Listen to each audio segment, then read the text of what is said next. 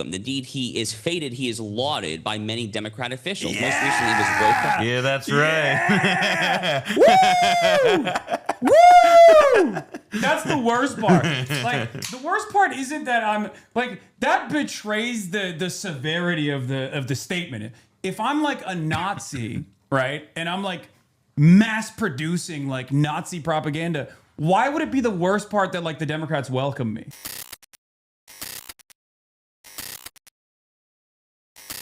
This is unimaginably, what's good, King? This is unimaginably concerning. This is a cause for concern. It's alarming. This is deep-seated mental illness. Another Cuba. Whoa. Pull it up. Just hit it up a little bit. That's good. All right, perfect. I already broke something. Yeah, this guy comes into my house and breaks it, dude. What the? Hold on, that's not the... There we go.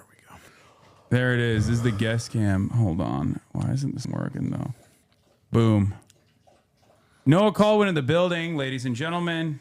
Oh, you're looking at my favorite. Yeah, I mean, this has been a very Cuba heavy 2 hours of this broadcast because, like... Why? Did you go there or something? Good one. Well, one of us did.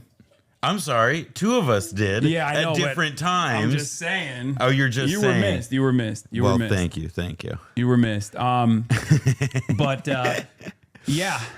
The geography textbook that people are rubbing their hands together. Right? Oh, wow. Oh, did you see this? This is just a compilation of some of his insanity. But yeah, ladies and gentlemen, Noah Kulwin in the building. Here, hold on. Let me do the. There it is. Oh, there it is. It's the wider shot, but like I feel like it's not good enough. It's not good enough. It's not like framed right. You know what I mean? I mean, we're kind of in the middle. Yeah, but I want to make sure that it's like perfect. We're testing out some things. You were out here. You were experiencing it from afar. Did you think that there would be this level of propaganda and mass disinformation from the humanitarian aid mission? Like it's. I mean, when I first got access to the internet, it was I couldn't believe. I was like, this is the most insane thing I've ever experienced in my life. I will say there are like two things. One is to your specific question of did other level of response? Like no, it is a little nuts.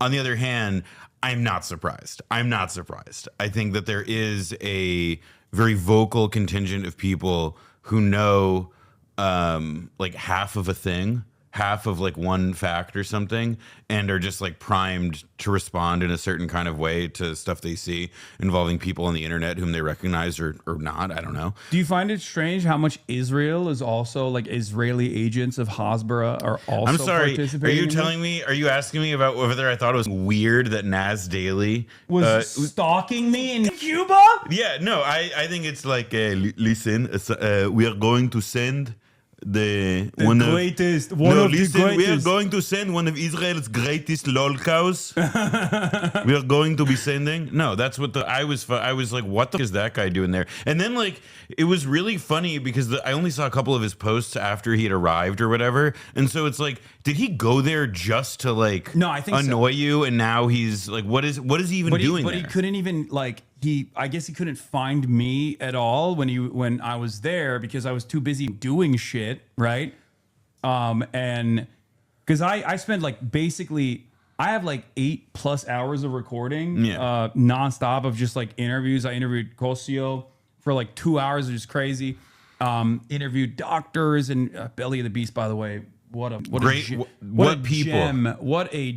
of an operation. Reed is such a stud. I mean, Reed's the man. He is the fucking man. No, Belly of the Beast is wonderful. Those are people who do incredible things with such few resources. Yeah, it's astonishing. Yeah, they're brilliant. They're fantastic. Anyway, but what I was saying is, so they set up a lot of their, the people that they had actually put in their documentaries because like this is all about sharing and trying to get the word out basically, right? And I cannot recommend Belly of the Beast enough. They have such incredible high fidelity, high def impactful, high impact docuseries out there. They're phenomenal. But in any case, also obviously Blowback Pod as well. Season two on Cuba is in our new season about Angola, which is a central story of it is about the Cuban intervention, about how the Cubans have occupied other countries. Oh yeah, no, the Cubans invaded Angola at the well. It's this is the thing. It's actually a world historic first. It is the first time that one country invaded another country at the invitation. Well, that's not the first time, country. because if you recall, how could you forget famously when America invaded the UK during World War II? This was a massively consequential invasion. It's actually really true. The first part of Band of Brothers is about that. Yeah. Is actually about the American invasion of the UK, which then, by the way, I'm a bit of a history nerd, so you guys should know this. In the 1960s, there was a British invasion. And that was when the Beatles and all them came over. Yeah, and that was the other way around. Yeah, it's just like there's always invasions happening, and you need to stay woke. You need to stay woke to know these kinds of different invasions. I have to pee real quick, but I just wanted to hear you can go off on your opinions about the mass disinfo campaign and shit while I go do that real quick. I'll be back in a second. All right. How's it going, chat? Cuban embassy. Oh, yeah, the Cuban proposal. I don't know what Hasan has already said about it. Although it's worth saying that, Cuba has made offers to compensate expropriated owners since like the 60s. Yeah. Hi, Dad. How does he look at this shit all day? It's nuts. Yeah, I hope you guys, were patient for him coming back, because I know the stuff he's been working on is really exciting. And I'm excited to learn more about the footage he shot. It was very, very sad that I couldn't go. But I also did get to go earlier this year with Brendan, and like a couple weeks after the Maduro kidnapping. Our second to last day there was the day that they announced the oil blockade. So I got to see some firsthand of what I'm sure has gotten a lot worse in terms of the situation on the ground. And now I'm just acclimating to this West Coast weather. I should just diarize. Just do like a vlog. Talk about my day. All right.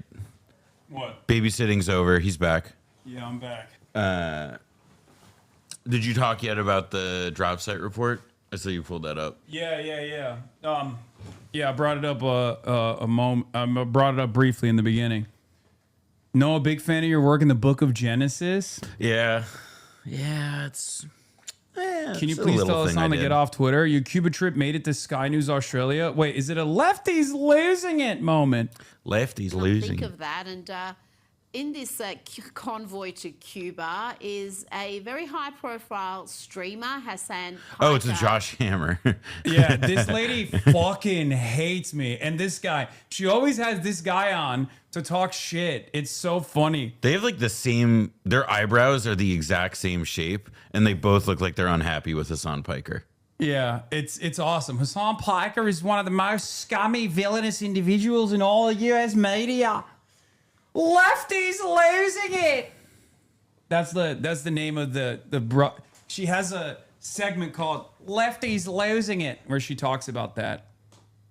Anyway, move a little bit to the right. This is how we're doing it now. This is how we no, not all the way. Not all the way. Come a little bit closer. They're talking about a matter of inches. All right, bro, that's it. Dude, it's important. I want to make sure that this is like perfect. What in God's name is he doing in Cuba, Josh? What in God's name is he doing in fucking Cuba? Sorry. A multi-million-dollar property. He's got a massive following, very wealthy, and yet he advocates for Marxist ideology. Make it make sense to me, Josh. Make it make sense. There's never been a wealthy socialist before. I can't make it make sense. Hasan Piker is one of the most scummy villains in India, and that is frankly saying a lot. That was awesome. Sorry. Scummy and villainous individuals in all of American media. I have this profound effect. I don't know what it is, but like people who are, like Hasbara operatives, the mere mention of my name causes them to get aneurysms. It's awesome. The stuff that this guy says is just frankly heinous. He frankly sounds like a Nazi sometimes. Speaking about Israel, speaking of the Jews, that's really non-exaggeration. I mean, he speaks glowingly of what Hamas did on October 7th. There, he's outright praising it, much like Zoran Mamdani's wife. There, he is a self-avowed Much like communist. Zoran This guy Mamdani's wife is as there. out there as it gets. And the worst part, Rita, is that he is welcomed. Indeed, he is feted. He is lauded by many Democrat officials. Most recently, he was welcomed. Yeah, that's right. Woo! That's the worst part. Like, the worst part isn't that I'm like, that betrays the severity of the statement. If I'm like a Nazi, right, and I'm like mass producing like Nazi propaganda, why would it be the worst part that like the Democrats welcome me? Like, that wouldn't be the worst part. The worst part would be the Nazi propaganda, or without the Democrats like aiding me, right? Well, no, it's actually, this reminds me of, this is how like right wingers in the Cold War used to talk about libs, where it was like how, you know, how he's talking about referring to Democratic politicians here, like William F. Buckley. But you see, the thing is, the liberals are worse than the communists because they're dupes. They're dupes. They don't know that they're being used like this, and that's like clearly what the idea is here: is that you are duping, you are doing takia. You are doing tricks, just and shenanigans, just like my Shia goat Zogron. I'm gonna see him this weekend, so I gotta cool it on this Zogron talk. Oh man. The Epstein files obsessed congressman out of California there. He was saying that Hasan Piker was great. I stand with Hasan Piker there. It's just disgusting stuff. But I will say, I've actually been to Cuba. It's pretty rare for Americans to go. I've actually been to Cuba. I've seen it for myself. You cannot possibly see Cuba, Rita, which, along with North Korea, is probably one of the last examples of true legitimate communism remaining on planet Earth. This utterly failed, horrific, murderous. Hasan Piker and other American subversives are breaking the law by staying at prohibited hotels on the current trip. It's not, by the way. To rescue Cuba's failing Castro regime, prosecute these miscreants. Maybe learn the law first. Yeah, buddy. It's so funny that they on the one hand. Yeah, actually, no. Oh, we forgot, Hasan. Before we sent you to Cuba, there was all these all this planning, all these research. We forgot. Yeah. Oh my God, we made the really obvious fuck up, which is why you're now sitting in Los Angeles and made it here back safely and easily. No, literally. Oh, because you. Oh my God. It's fucking hilarious. Bro, these people are not serious. But this one was awesome because like they unironically reveal how stupid this restriction actually is. Yes. Because they got really excited to try to get me prosecuted by the federal government. By the way, Assange just broke the U.S. law. Oh, and he can face $250,000 fine and up to 10 years of prison once he gets back to the States. Do you think that that's a fucking valid thing? Like, even if I were to have violated his OFAC restriction. You know what? Something tells me that High King Fëanor, Alpha Chad of Middle Earth. I listen, man. I'm pretty good at sensing the veracity of sources here, but something tells me that guy may not be playing with a full deck. Yeah, but it's just like fucking nuts that like most other people are too busy doing like they stayed in 5-star hotels on their own volition, and then first they were like, oh, they stayed in 5-star hotels, like, oh, they're fucking they're assholes, all this shit, and now there's other people being like, actually, they didn't do that because like openly admitting that there is this like ridiculous American restriction on where you can stay if you fucking go to Cuba. I much prefer it's this. Also like there's so much like if you're going, it's also like, look, like the truth is also like a lot of these rules were loosened under Obama, and so there is like a greater degree of freedom in how Americans can visit Cuba and where they can stay and so on. That said, even when I went, there are a bunch of rules that you do abide by in terms of like not partaking in like tourism activities and things like that aren't part of like an itinerary, an approved itinerary or whatever. There are actual rules and guidelines that people follow. And if any of these people wanted to pick up the phone and call, I don't know, like one of the zillion travel agents in the U.S. that does organize these kinds of trips and has some passing familiarity with it, I think that they would soon learn that the $250,000 fine and that prospective prison time for you isn't really on the table. Yeah.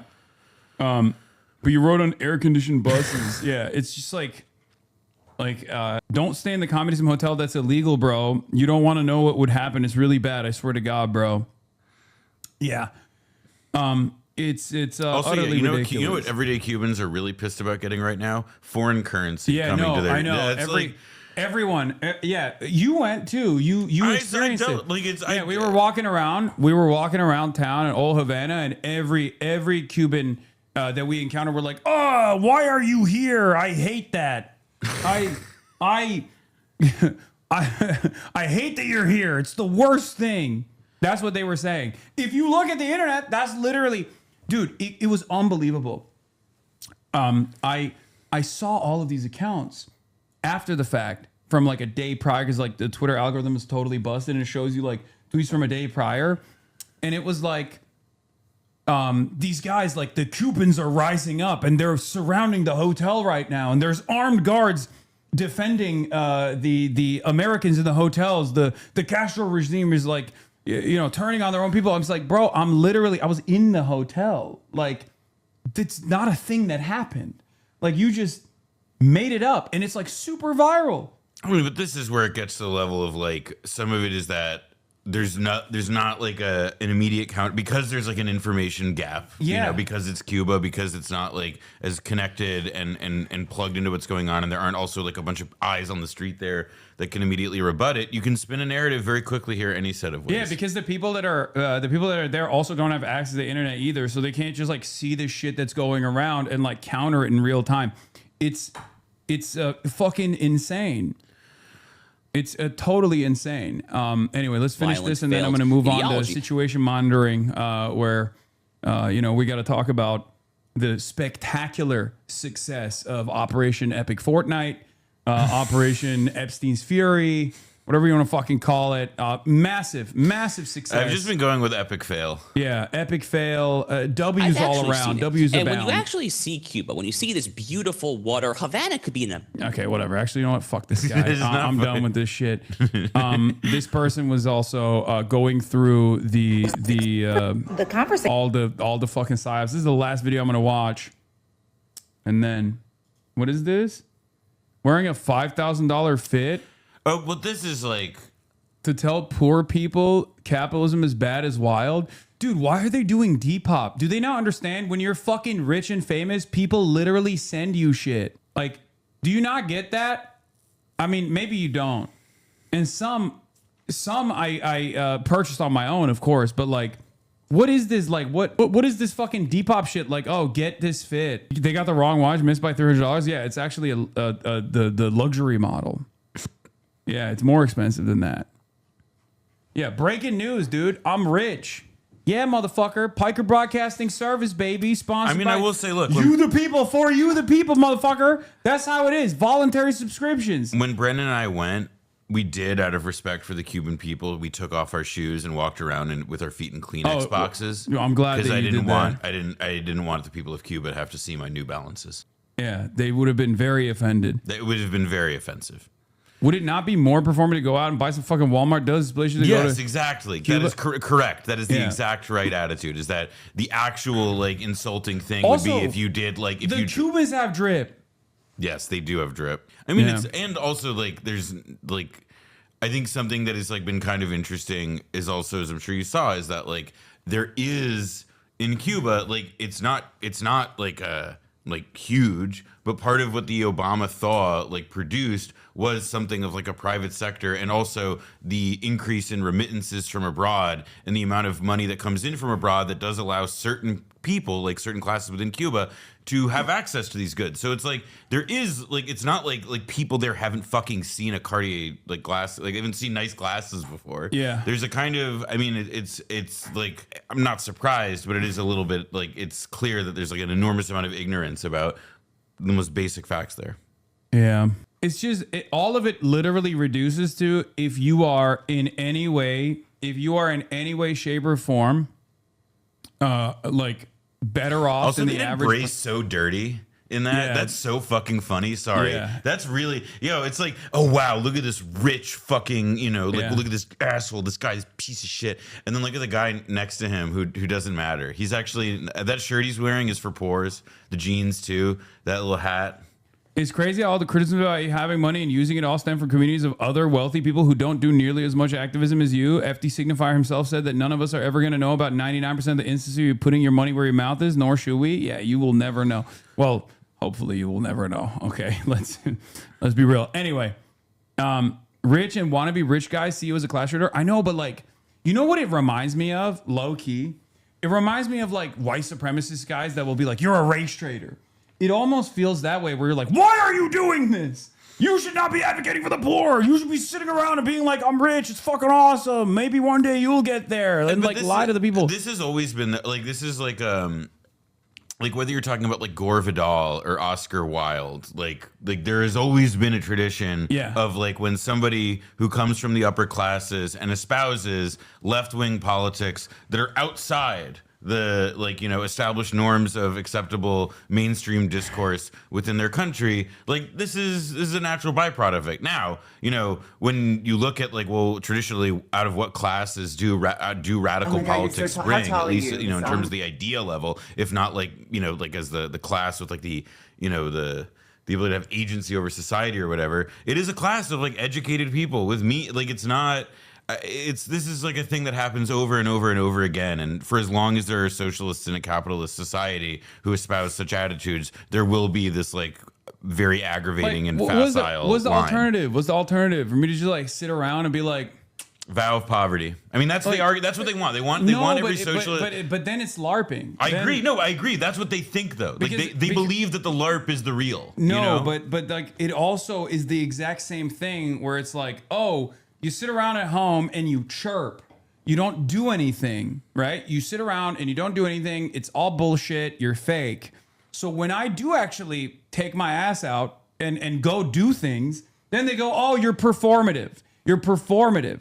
Okay? It's a double bind. There is no world where they will give you props, which this is not about that anyway. It doesn't fucking matter. Who gives a shit what these goddamn monsters say? They're fucking evil. Conversations about people coming here to Cuba to deliver humanitarian aid are very interesting to me. One of the headlines and some of the commentary that I've seen is in terms of all of the people that came here and they stayed at a 4-star hotel while the rest of Cuba was in darkness. I want to remind you all that while it's not illegal for American citizens to come here to Cuba, it is absolutely illegal for us to stay in any of these hotels that you see on this screenshot. We cannot stay at all of these listed brand hotels. We cannot stay at a mom and pop hotel. We cannot stay at anywhere that is Cuban owned in Cuba, because that was instated by your United States government. And those who do stay with Cuban families, because the first time I came to Cuba in November, I stayed with a family. They actually have to take our passport numbers and register us because of our United States government. Again, it is not illegal for American citizens to travel to Cuba. However, just like the sanctions and the blockade, the United States government makes damn sure that we don't support the Cuban people. The second thing I saw was, oh, all of these influencers spend all of this money when they just could have given it to the Cuban people. How? Do you know that because of the blockade and the sanctions, that United States citizens... You literally can't. You can't, dude. It's such a crazy... I love that. It makes me feel insane. Bro, why don't we start a GoFundMe for Cuba? Yeah, bro. It unironically reminds me of like being... like just having the knowledge of what Israel has done for 80 years, like right up, 75 years, right after October 7, and just like trying to explain to people that would just look at you like you're the biggest monstrous piece of shit of all time, where you're like, I know the truth and I hope one day you will too. And lucky for us, I guess people do now recognize it. At least they're scratching the surface of it, but it's like, it's the same principle here. Like, this machine, this bureaucratic sanctions regime is designed in this insidious way for it to be fucking invisible. So when you actually describe it to people, they look at you and they're like, that's not true. Yeah. So they don't believe you. Well, and also like they don't fucking believe you. You can't send money. And it's not just about Cuba. It's also like, I think one of the things that people in general predict, sanctions and like economic policy and the use as an economic weapon. I think that it's one of those things that Americans typically and people on the internet like love to, like they're very blasé about it. They're extraordinarily blasé about it, not recognizing that, in the case of Cuba, for example, Helms-Burton means, it puts incredible restrictions on foreign companies that do business in Cuba. Yeah. It's like that. What's that meme where it's like, I consent. Somebody forgot to ask. Yeah. And that's like everything Cuba does, except the person you forgot to ask is the United States. It's like, I think that there's and it's not just Cuba. I mean, Venezuela, it has been the case. And by the way, with these other countries, like Venezuela, for example, Iran, or in the case of Syria, where we're pursuing this, rapprochement, like, or changeover, like, the sanctions were kept in place even after Assad had fallen at first, because there is and remains this effort to use, it's a position of basic strategy. It's in the toolkit that every president, every White House, every administration uses, that kind of coercion is acceptable. Even though, I think if we look around the world, we would find that the extent and violence of that coercion and the effect that it has on populations, there's nobody that's doing anything like it that comes even close to the scale at which the United States operates, to the number of countries in which we do it in different places around the globe. And the Lancet study showed that it was the death toll of America's sanctions regime, which is complementary to Jeff Stein's piece on Washington Post before he left, was 38 million total. 38 million deaths born out of America's ridiculous sanctions, where we've sanctioned, I believe, 69% of all low-income countries around the fucking planet, forced them to basically create a secondary marketplace in and of itself. It's unfucking believable how cruel it is. And it's designed in this invisible manner. And not only is it designed in this invisible manner, but it's also, it makes you go crazy when you find out about it, when you realize what's going on and you try to explain it to people and people go, nah, that's not real. Listening to Mersheimer talking about Lance's report that since the early 70s, U.S. sanctions caused millions of deaths and led to ruin equivalent to the worst war. I suppose I could just Google this, but was the Cuba model for this new regime of economic terrorism. Reaching for the nearest LLM tells me that Japan in World War II and China and North Korea preceded Cuba. But still, it seems that the kind of sanctions placed on Cuba in the early 60s did serve as a model for their fuller routine deployment starting in the 70s. I mean, the way I would periodize it, I mean, like Greg Grandin is literally one of the great historians working today. So, permit me like a slight reply to him here, but the way I would put it is that it's just funny that he's relying on an LLM. I mean, but it's because you can't Google shit anymore, and that's the exact kind of thing I would Google. But now if you Google it, it's just like, here's what Gemini AI says, and then here's like 20 results of crap. Yeah. Anyway, I think that the thing that Cuba distinguished, like the context in which Cuba was placed under embargo. So Eisenhower, it's January 1961. Eisenhower is leaving office. And in the period leading up to Eisenhower leaving office, the U.S. the U.S. agreement to purchase Cuban sugar is voided. Yeah. They implement all sorts of measures to punish the Castro government. And then in April of they openly stated in the CIA this came after, right? The CIA documents that were declassified years later that said that like the primary purpose of the sanctions were for it to be invisible, but to like create great. It's been made explicit, and we know that like the point of the sanctions was not to produce any like intermediate effect, or it wasn't about what the rhetoric is, which is about punishing the rulers of the country or the whomever. It is about squeezing the country to create pressure from below on the people up top. It's not the other way around. And so, at the time that these, very punitive measures were introduced, well, that's the beginning of 61, right before JFK takes office, and then he keeps it. And then in April 61 is the Bay of Pigs. And ever since that period, and then I would, sort of course, the following year with the missile crisis, we can kind of see, I guess, the beginnings of a Cold War era policy of sanctions regimes as this kind of deadly weapon. And I would argue, to respond to Grandin, that the Cuba model was that. It was a model. And you can point to Korea, you can point to North Korea after the Korean War, you can look at all of these other examples that come a bit earlier. But in terms of, it's hard to describe, just like in the 1960s, what was the biggest CIA field office in the entire world outside of Washington? It was Miami. Cuba was the biggest desk of all of the CIA's task forces going on, perhaps outside of Vietnam. It was the largest. It was where there was an enormous amount of investment of financial resources on the part of the CIA and so on, but it was also a place of clearly experimentation. It was a place where they sought to develop new ways, and I mean, there's been like 500 some odd, I think 537 recorded attempts on Castro's life. Yeah, I thought it was 600 plus. I mean, it's it's one of those numbers that no matter what the number you're given is, it's too low probably. Because I'm including all of the times that the CIA gave like $500 to a guy in a shoebox, and then he went and bought a sound system and didn't do anything. Yeah. But yeah, here's the State Department memorandum, the decline and fall of Castro, secret memorandum that was declassified, but it's from April 6, 1960. Salient considerations of respecting the life of the present government in Cuba are: the majority of Cubans support Castro. The lowest estimate I've seen is 50%. There's no effective political opposition. Fidel Castro and other members of the Cuban government espouse or condone communist influence. Communist influence is pervading the government and the body politic at an amazingly fast rate.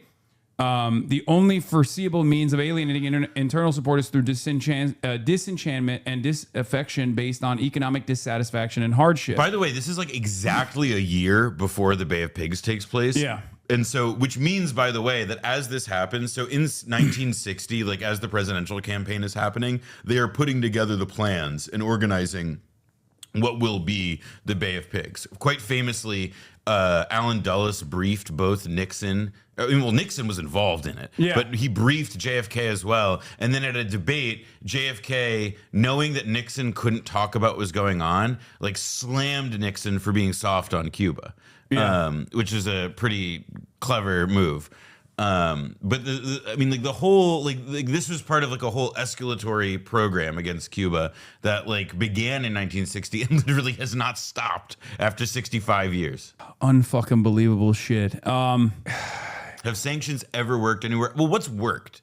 Like Vincent Bevins, the journalist, has made a really compelling. He made a really compelling argument in his Substack that I would highly recommend people to look up. If you Google the phrase "regime collapse," it'll come up. But like he makes this argument that like a lot of what these policies are designed to do and their effect is not about implementing a regime change. They're not about really anything other than trying to introduce as much pain as possible to eliminate the conditions of governance, period.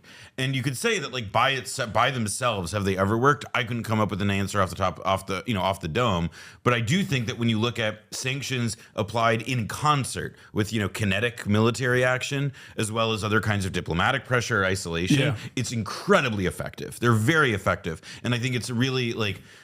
The question of like, do they work or not is like, well, they inflict the pain, they inflict the measure, they work. It's like, like, does the car get you from point A to point B? And also, yes, it does. It's like it puts the countries in an impossible bind because like when you're under siege like conditions, and there is like internal instability that will come about as a direct consequence of like economic instability. Then the government's like, okay, well, people are fucking chirping. What do? We have to like arrest some people, And then it's like that repression snowballs into more and more discontent until like it happened in Iran, where America and Israel decide to just like drop the ball and realize that they can't really implement popular mobilization on the ground. So they just decide to directly start bombing the fucking country. But of course, in the case of Iran, which are going to move into now, if that country has hands, all of a sudden they're like, whoa, you're cheating. I'm sorry. It's not. We were allowed to put military bases in every country that borders you, but you're not allowed to hit them. Yeah. That was so funny. It's such a funny way to fucking approach. And Donald Trump has basically openly revealed that too. Like they have literally openly revealed like it's illegal to strike back. Economically literate and principled neoliberals from Milton Friedman to Hillary Clinton have always argued against sanctions precisely on the grounds that they make impossible to credibly attribute Cuba's failure to socialism. It's the hacks who like this who won't admit it. Jeremiah Johnson, that guy on Twitter, he's for those watching. His entire purpose. He's a billionaire flesh puppet. You don't need. You can just ignore him. But it is interesting that aside from the Israeli agents, like the Hasbara merchants on the outrage factory. It is actually Third Way and the neoliberal think tanks that are my biggest op. Because they have, I think that's because centrist, like self-avowed centrist politics, not like people who self-identify as moderates and are trying to find middle paths, but like people who legitimately believe in a kind of like political fusionism where it's like we support gay marriage and we also support like you never having healthcare in your life, whatever. Like, those kinds of people, the thing that they can actually most saliently define their, like their identity right now, the thing that helps them do that the most is to do an opposition politics organized again, like on, in the Cold War era, this would have been against communism, but now it's against, people who have these kinds of, sympathetic left-wing politics and foreign policy or whatever, because they can't say, oh, well, I support like all the AI companies, for example, like these like vastly, insanely unpopular avatars for like everything wrong with American capitalism right now, et cetera, and like, you can't talk about that because that's actually really unpopular. So you have to go to the issues and where people don't know a whole lot. Yeah, and that where your opponents, where your ops are currently engaged. So they're meeting you where you are. But it's funny because like the issues that I advance, that I want to bring awareness to, unfortunately for them, are also deeply popular in the base. So then they find themselves in opposition to like a Free Palestine movement. And that, I think, further isolates them from average people. But I guess that's not really the point. But the point is to just like, create some fuss and try to present me as like a toxic individual. Well, but because they're not waging on the level of like trying to reach people. This is about like a kind of raising this the issue of my toxicity to politicians. Exactly, elite level discourse where it's like, so a guy at Third Way and his junior staffer who probably wrote the piece can co-write something for the Wall Street Journal op-ed page. Nobody's going to give a shit about that. No general person. The point of that is that it influences like elite opinion, perhaps, and it'll create a stink. That said, the fact that it ran in the Wall Street Journal opinion section, which is like truly the intellectual level of a fucking townhall.com comment section, it's to me at the very fucking least, it's like it just shows that they have no emotion, they have no sauce, they have no juice. Nobody cares what any of these people think about this. Yeah. All right. Let's get to situation monitoring, which, I've done very little of for the past couple of days because I've been in Cuba. But the war effort's going really well, Noah. I don't know if you're aware of this, but it's... Victory's coming any day now. Any day now. One of my favorite... I've actually been I've been really excited to do my part because I live in Manhattan and I don't have a car, but I'm excited to be here in Los Angeles where I have a rental car and I can do my part to support the war effort by paying for $7 a gallon gas. War bonds. It's our version of war bonds. Oh wait, Jerry Baker. Sorry. He's not just the Wall Street Journal editor at large. He's the former editor of the entire paper. Yeah. He's like not like a... Iranian media says there was no direct or indirect contact with Trump and claims he withdrew after threatening to attack West Asia energy facilities. The unsettling reality is that with this president, Americans in wartime are in an unprecedented position of having to suspect that the enemy's version of events is more likely to be true than our own. We have become Baghdad Bob. He has to say that because we were always Baghdad Bob. I'm sorry. There's never been a moment where we're not Baghdad Bob. Sorry, you're telling me that the ex-editor of the paper who moderated presidential debates in 2016 for Fox Business News might not be letting on all that he knows about the failures of media. Been this. The only difference is Trump is so vulgar and so incompetent that there is no liberal patina that even the previous formation was able to slap on. Right? It's totally fucking ridiculous. It's totally, this is what I wanted to show. Oh, this is all I love. This is the best. I read this aloud to myself. This is the best sequence of events. Friday's press gaggle, barely exaggerated.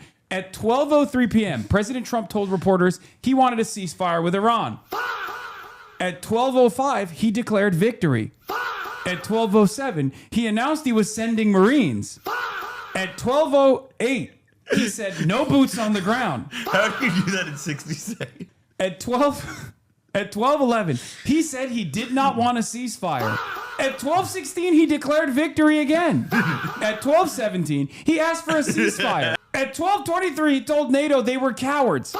At 12:29, he said Iran was begging for a ceasefire. At 12:31, he said everything was perfect. At 12:36, he said $500 oil was a good thing. At 12:37, he demanded Iran open the Hormuz. At 12:39, he said Hormuz was never closed. At 12:41, he said the U.S. was not at war with Iran. At 12:42, he declared victory in Iran. There's no. What are we doing? There's no way. We're. Did you hear the next thing though? There's actually we've had some developments since this. Where now it appears that we may jointly operate Hormuz. Yeah. Did you see the Dylan Saab Well, tweet? sorry, you're wrong. Pentagon weighs deployment of air troops to Iran. God, it's like if we were so close. If you blink, you will literally see a role reversal. And my favorite thing, because as you might know, dirty commie and all, I have this principled stance that money is more fake. This is the fakest money has ever been. Okay, there's no world where the stock market is associated with any fucking fundamentals whatsoever. We have never had money be so fake in our entire lives. Because while this guy is contradicting himself, sometimes in the same minute, sometimes in the same sentence, the stock market is leaning into whatever they want to hear. And they're going, oh no, it's great actually. Now all of a sudden the markets are stabilizing. Well, I do think it was really funny though that the market went back to taking a bit of a shit and oil went back to increasing as soon as Iran said, hold up, hold a minute, we're not talking. Look at this. It's so good. At 7:04 a.m. Eastern today, President Trump said the U.S. and Iran have had a productive discussion to end the Iran war. Okay, boom.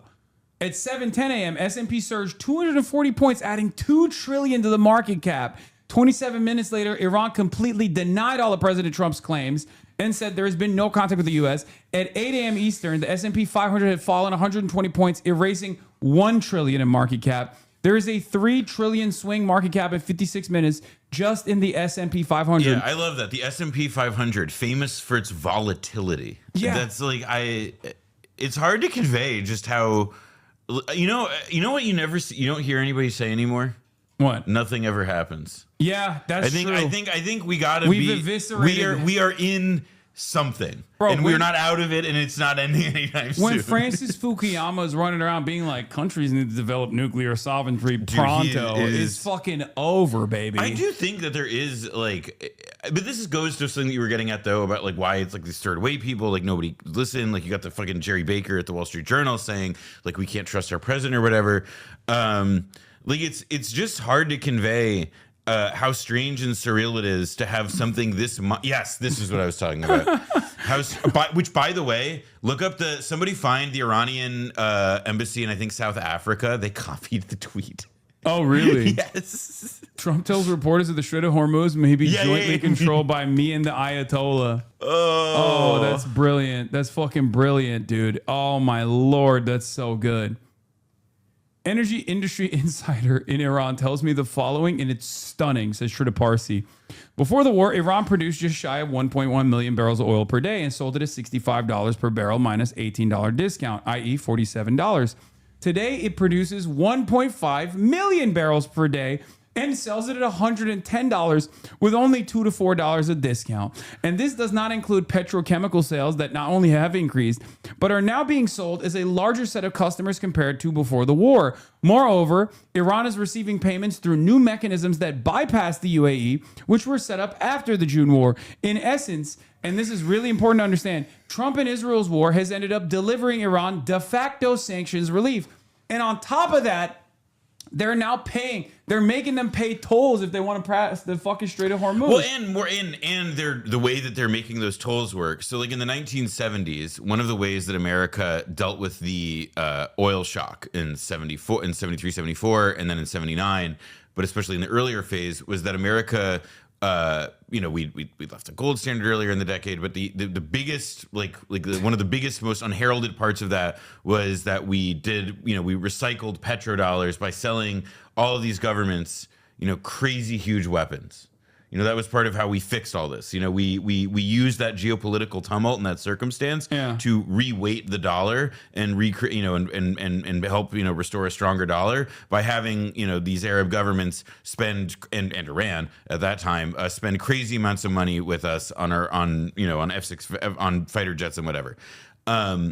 now like Iran arguably is, trying to force a similar kind of thing, because not only have they, clearly they're in the money, as Trita Parsi tells it in some respect, but now they're also saying, no, the only way the oil goes is if you pay us in yuan. Yes. Meaning that they are trying to destroy the petrodollar system. Exactly. And, granted, the petrodollar system is like, it's a bit of an antiquated way of looking at it, just because like it doesn't. It's also one that like, I feel like they just kind of threw that out there for China. It's the image. It's about how it looks. Yeah, China doesn't even fucking want it. Like, I don't think China is ready for being like the domineering hegemonic. They don't want it. They want to do nothing and win, and they will. But like, this is the unironic do nothing win moment though, because like China is always doing things right. I don't agree with the do nothing win principle when it comes to China, but this is absolutely a moment where they did nothing.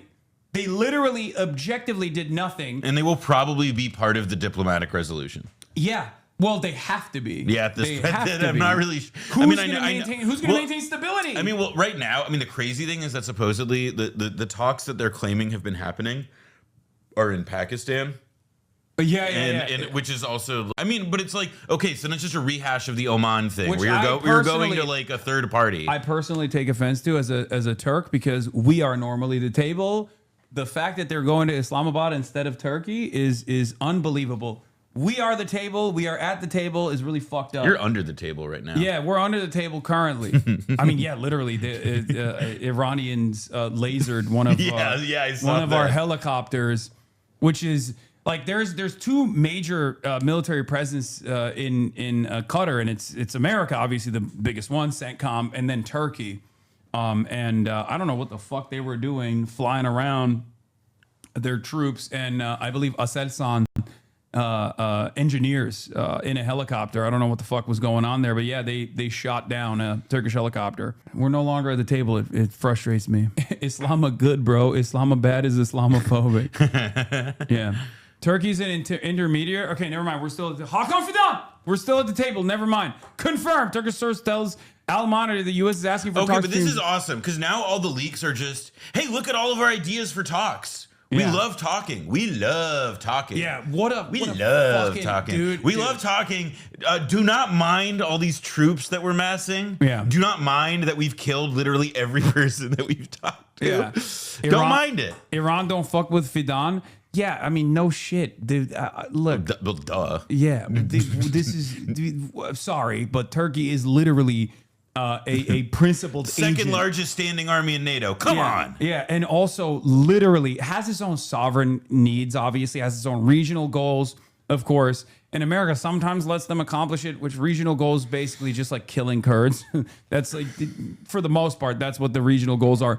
But outside of that, there is like tensions boiling between Turkey and Israel, but it doesn't change the dynamic that like Turkey does actually play.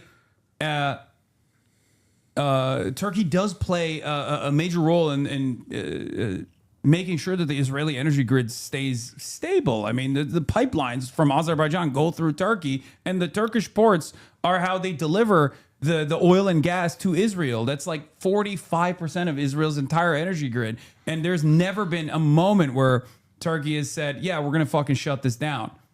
Okay? Turks used to deny this, by the way. Ironically enough, now they say, oh, what can we do? We don't have any power. But they used to literally deny it. Well, and like, it's like, there's like, obviously so much more about this than me, but to me, it has always struck me that like Turkey's policy is just a triangulation game. Like it's, like they know where their people are at on this issue. They know what the demands are of like their current set of geopolitical alliances and strategy. And then there's also like, whatever set of policies are good to preserve like the level of accumulation for the people that run the show. And so it's like always finding like what is like, like the 5-inch by 6-inch hole in which you can fit something that like meets all those needs. Yeah. But I think the real test of like whether this is unsinkable aircraft carrier or Zog theory will be if Israel gets to wage war against Turkey and then like undermines the entire NATO allegiance altogether. Because like at that point it's like undeniable, right? It's fucking ridiculous that America would be like, yeah, you know what, we're this NATO stuff is too big. I mean, NATO is. I mean, look, one of the. Okay, I'll throw this out there, so that I can because this is actually like what I'm about to say is like real live stream fail material, which is just that. I do think that it's like NATO is coming under an enormous amount of pressure, and simply because the fight is now happening in Iran, I think people have kind of lost sight of a bit about some of what makes NATO feel very fragile at this moment. Like the geopolitical origin of NATO, right? Like the basis of it was an alliance to combat the Soviet Union and to prevent the spread of communism there.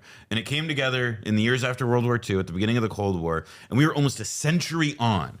And does the strategic rationale that was the basis for the origin of NATO still hold? And I'm posing a question that like was very heavily theorized and discussed in the 1990s in particular. George Kennan had some interesting stuff to say about it as somebody who was one of the ideological inspirations for NATO and a Cold War ideologue who then by the 90s is like, this thing may have run its course. Well, that's a thing. Breaking, Anadolu Agence says, oh, this is awesome. U.S. delegation coming to Pakistan in a day or two for possible talks, but Iran's still not ready due to mistrust. Pakistani foreign ministry sources tell Anadolu. Dude, imagine the pump fake. They go and they're not there. I mean, the U.S. is doing that. That's what's happening. This is humiliating. So, please, Erdogan, come to Washington. We need a real government.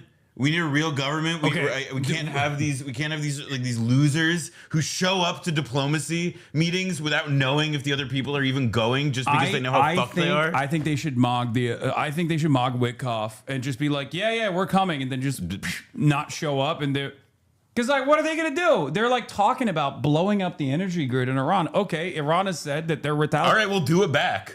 They keep King Von posting on a daily fucking basis. They literally posted every single energy infrastructure that they will destroy in the entire fucking region.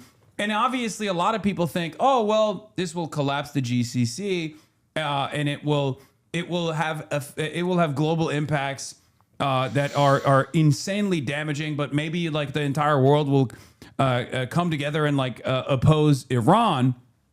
But the reality of the matter is, because of the way in which global capitalism works, it creates a massive security flaw. It's a fragile ecosystem when you have a country that's willing to fucking not just like take the war back to the principal defenders, but directly to the fucking centers of profit, directly to the centers of capital. Those are American banks, right? Those are American refineries at the end of the day. Like, yeah, it's Saudi Aramco, but like who put those things together? Who still benefits from it?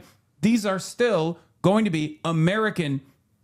These are still going to be American capital owners that are not benefiting from their investments getting blown up. And even if we don't directly own this stuff anymore, or even if we're not directly a part of it, like, I don't know, who pays for Saudi Arabia's, who supplies them with their military technology, who supplies all of these people, like essentially the rudiments of state making, let's call it, like all of the things that you need to do to be able to administer power, administer government in the 21st century. Saudi Arabia, Qatar, the UAE, none of those countries could do any of it were it not for the largesse of the United States, like coming, on the other side of the table. Like that is what the U.S. brings. Also, massive explosion heard in Tehran, along with air defenses. Like they're still being fucking bombed. Oh yeah, great. But I do love personally that Donald Trump went from, oh, we're gonna blow everything up, to this. Not war, not war, not war. Just peace, just peace. Just peace. No war! Forever, forever. Peace forever. No crazy war. No crazy. No crazy war. No war. He went in a matter of like, 2 to 3 weeks. He went from yes war to no war, no crazy war, just peace. Peace forever. They should immediately release Maduro, by the way, which is really fucked up. But Free my man. Yeah, free my man. High school walkout. Free Maduro walkout. 3 p.m. Netanyahu just spoke to Trump. Oh, wonderful. Wonderful. I just spoke to President Trump. Here, read it. I spoke earlier today with President Trump. He believes there is a chance to leverage the military achievements of the war to get all of the objectives of the war through an agreement. Such an agreement will safeguard our interests. I think these guys don't. I think he's first. They're of all trying to find a way out, man. They're all trying. It's funny, We're now getting but like they the don't get it. we're But getting they the don't get leaks it. from the Mossad saying that like the Mossad thought there was going to be an uprising. Like, oh no, this is cooked. They're done. They're trying to find the door. They are so fucked. And the reality is, Iran, oh my God, because they killed all the fucking restraint guys. They killed all the restraint guys, so the rest are like, no, we have the fucking upper have you hand. seen Jalali's posts? The more hardliner guy from their government who's still both alive and on Twitter, who has been doing some pretty good posts today that I've been seeing. No, they've been doing like they've been doing like cringe posting. The IRGC guy was like, Donald Trump, you are fired. Like, it's Robert Pape is cursed to see his work vindicated over and over again. All right, he wasn't the first guy to point out that air power never like wins. To be clear, like, but but it's that and also the escalation ladder. He loves like he only posts the same thing, copy and paste every day. He's like, well, this is the escalation trap. Please read my book. My book. No, I also look as somebody who has to hawk something. I'm never gonna knock somebody for that. Yeah. But I think that this is part of what's so goofy though now, where it's like what we're now witnessing, like what we are seeing right now. Like set Lebanon to the side for a moment. What we're seeing in Iran is like this insane, bizarre scramble. It's like the Israel and the U.S. are like, you know, I don't. This for your audience is probably too old, but one of the best like jackass sketches is Medicine Ball Dodgeball, and it's like fucking the U.S. and Israel are trying to find the door in like, you know, a dark room where people are throwing medicine balls like dodgeballs. It's absurd. The IRGC clip. Oh yeah, this was the clip. Oh, Hey, Trump, you are fired. You are familiar with this sentence. Thank you for your attention to this matter. The central headquarters of Khatam-ul-Anbiya. You are fired.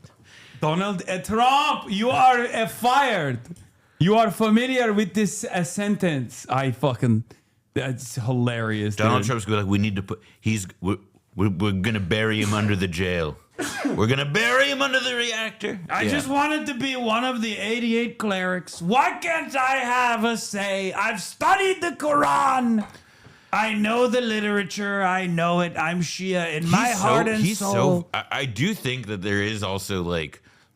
It's so difficult because we're now like a solid decade into, you know, like Trump life, and there have been so many cycles of discourses about his health, his state of mind, how aware is he of what's going on, and I really do feel, not because I've seen like clips of Trump where he looks out of it or out of sorts, but just like I don't think have we ever seen a policy like, and this is like for Trump I'm talking about.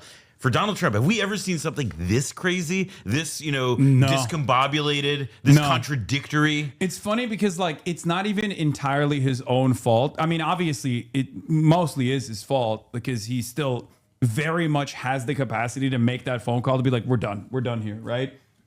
It's over.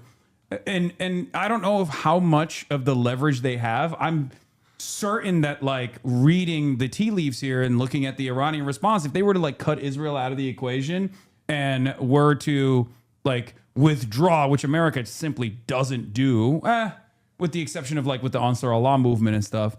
But if they were to do that, if they were to give Iran assurances, like I'm certain that Iran would eventually say, all right, fine, you know, pay us reparations, or, you know, by unfreezing some of the assets that you have frozen for years and years. It would be a massive blow to American confidence and stuff. But like, it would, in my opinion, it would probably salvage like the remains of like the American empire, at least for like another decade or two. Had they gone in, but if they go in gung ho, like if they continue to escalate and think that they could do boots on the ground military warfare with a country that has designed its entire defense around this exact scenario, with a topography that looks the way it does, like a fucking fortress on three sides with mountains, it's over. That's why they're quietly conceding. Well, not quietly, loudly conceding. I mean, I do think that some of what's going on though is that, like, and this is one of those things where it's like the Trump sloppiness and the incompetence really can't be dismissed or underplayed, because I do think that this is what we're like everything you said, ordinarily, if you were to get into a situation like this, you know, as a military leader, as a president, whatever, you have an idea of what your off ramps are. You have an idea of if X doesn't work out, then we will do Y. Or we will find a way to, you know, like Israel's very good at that, by the way, because Israel has chosen like, you know, very aggressive, very shocking, but fundamentally limited objectives as you know, that it seeks to accomplish to, you know, as part of its whole strategic vision. But like they find ways out when things start to not, when, you know, when the people start coming home in body bags, which is really the only like, you know, metabolic thing that keeps Israel from getting deeper involved. But like to me, this is where it's like, yeah, this is evidence of Trump had no plan to get out, and because there's no plan, he's in this like really it's a political trap. It's entirely a political trap because, as you say, there's no reason he can't just, you know, make the call and say we're done. It's that he has to come up with like a basis for political legitimacy to do that, and he's done so many different things. Plus, not having had the forethought, he doesn't have any way of accomplishing that. There is no political victory, even partial, that he can claim at this moment that we can yet see. And we're now entering week 3 or whatever the fuck of him trying to find simply that. I thought it was goofy. Can Iran give Trump a world peace award to end the war? I actually think that kind of logic is like where we are headed, because we're not going to see actual like things on the ground or like a major like a treaty. I know that we are in week 4. I think that they had a week where they thought they could really win this thing, and we've been 3 weeks of like, oh fuck, of like, where do I go? The reason why I brought this is a theory that is like maybe a little, you know, lib-brained of me, but like I truly think Donald Trump doesn't believe in the competence of his own intelligence community and his own like generals, and time again he is like, listen to Vladimir Putin or even Benjamin Netanyahu in this instance. Like he will just be like, his own generals will come up to him and be like, dude, we're going to run out of fucking batteries. We're going to run out of defense systems. Like we don't have the procurement strategy to develop in a rush, just in time manufacturing system that we have, like develop in a rush, like all the fucking missiles that are necessary for keeping up this defense.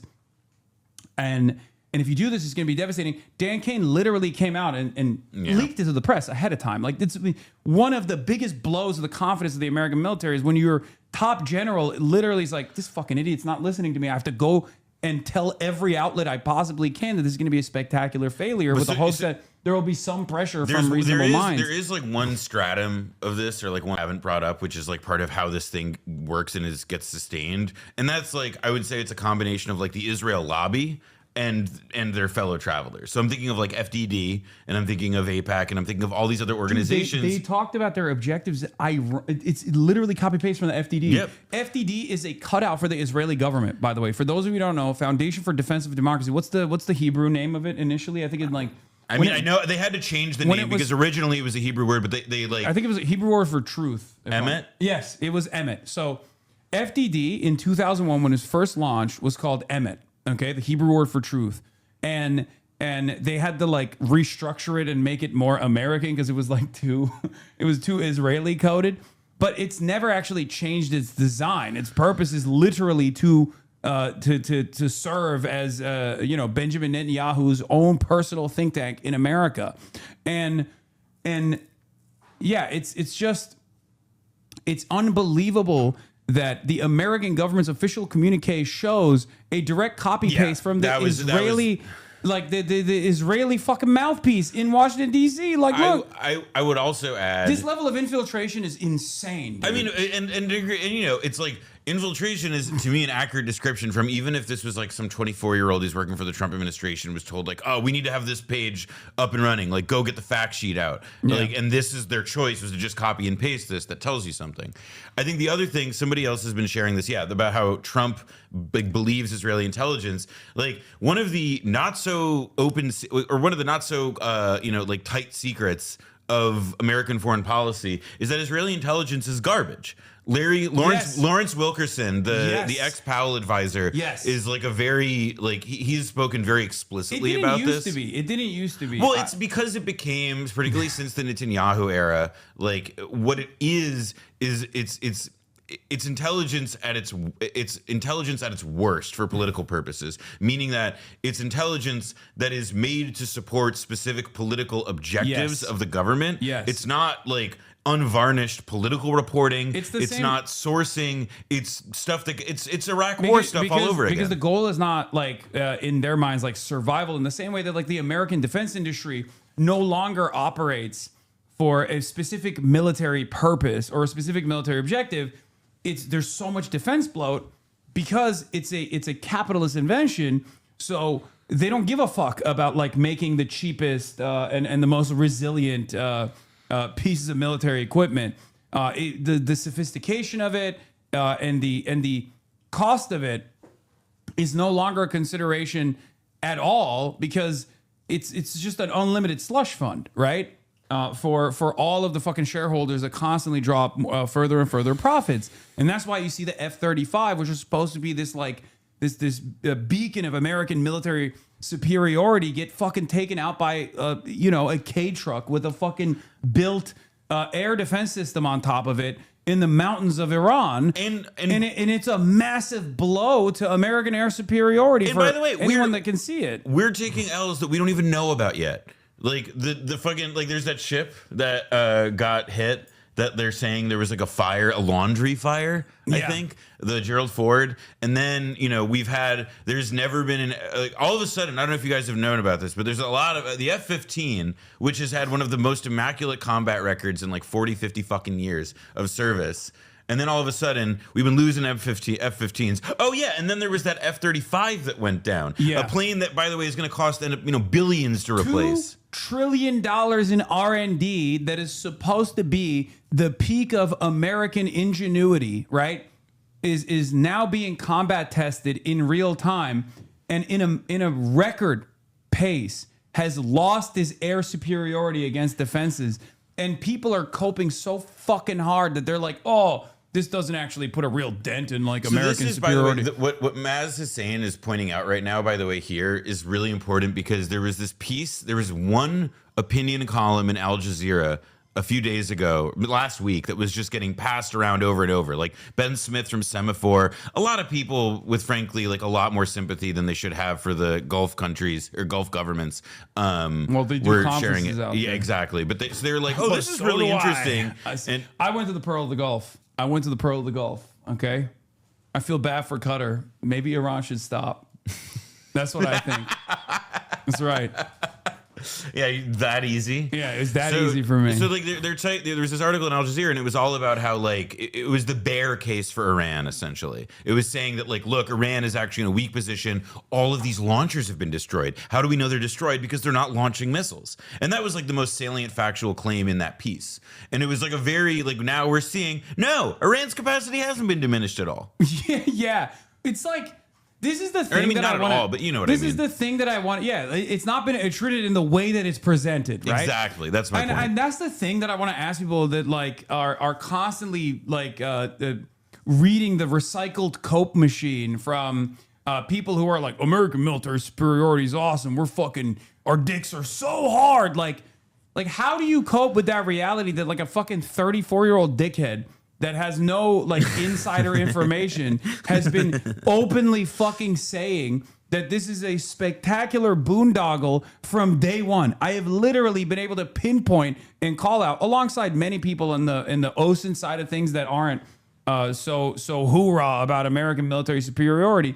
How do you make sense of that reality where people from the outside can have more sober assessment about America's capabilities and, more importantly, its limitations than these people that have been basically fucking telling themselves and anyone who will listen lies over and over and over again? There were people initially that would come into my chat and be like, you're just coping. You're just fucking sad that your best friend, the Ayatollah, got fucking murked and you can't get that sweet IRGC money any longer. And I was like, dude, I'm just telling you what's going to happen tomorrow. And when it happens tomorrow, you're going to come up with a fucking new cope. And they've been doing that now for fucking 23 days. When will it end? That's pretty good. DUI hires. Yeah, DUI hires, I exactly. haven't heard that one before. Like 23 fucking days, man. It's crazy. At some point, you got to wake up to the reality that like the Iranian missile barrages are not stopping. And unironically, the Israeli defenses are actually diminished in the process. And they can't fucking defend the country anymore. Okay. I mean, this is to me like what this really reminds me of is the like what's happening now reminds me of like what a lot of people when Reagan got elected, what they thought he was going to get into, and then they were kind of pleasantly surprised that he just decided to do proxy wars. There's by the way, yeah. Oh, sorry to stop you, but hype train incoming. Piker Broadcasting Service. Please subscribe for tomorrow's news today. Piker Broadcasting Services sponsored by you, the people, for you, the people. Piker Broadcasting Services sponsored by you, the people, for you, the people. Your subscriptions allow me to maintain my editorial independence. All right, sorry, go ahead. Yeah. They wanted like Reagan to be the one who would like, you know, like, or they didn't want it. They thought Reagan would be the one to do all this or whatever. And it ended up being like a 40-year head start, but the 40-year, you know, like lag, I guess. But to me, the thing that like is a part of what jumps out is that like all of this reminds me of like it's the same language, the same rhetoric, the same patterns of thought as all the people who after America got washed in Vietnam were like, let's fucking get out there, let's do it again. You know, let's you know, saddle the fuck back up. Because I just don't know how you look at something like this and be like, you know what, we'll fix this if we just throw a bunch of ground troops into the equation. Yeah, U.S. Navy nuclear aircraft carrier USS Gerald Ford might be out of action for 14 months. Bro, Jason Tatum wasn't even out that long. It's fucked up. Jason Tatum, like you see NBA players like every night like lose like tendons and they're back on the fucking court quicker than this. Well, this $13 billion piece of expensive machinery is constantly in a.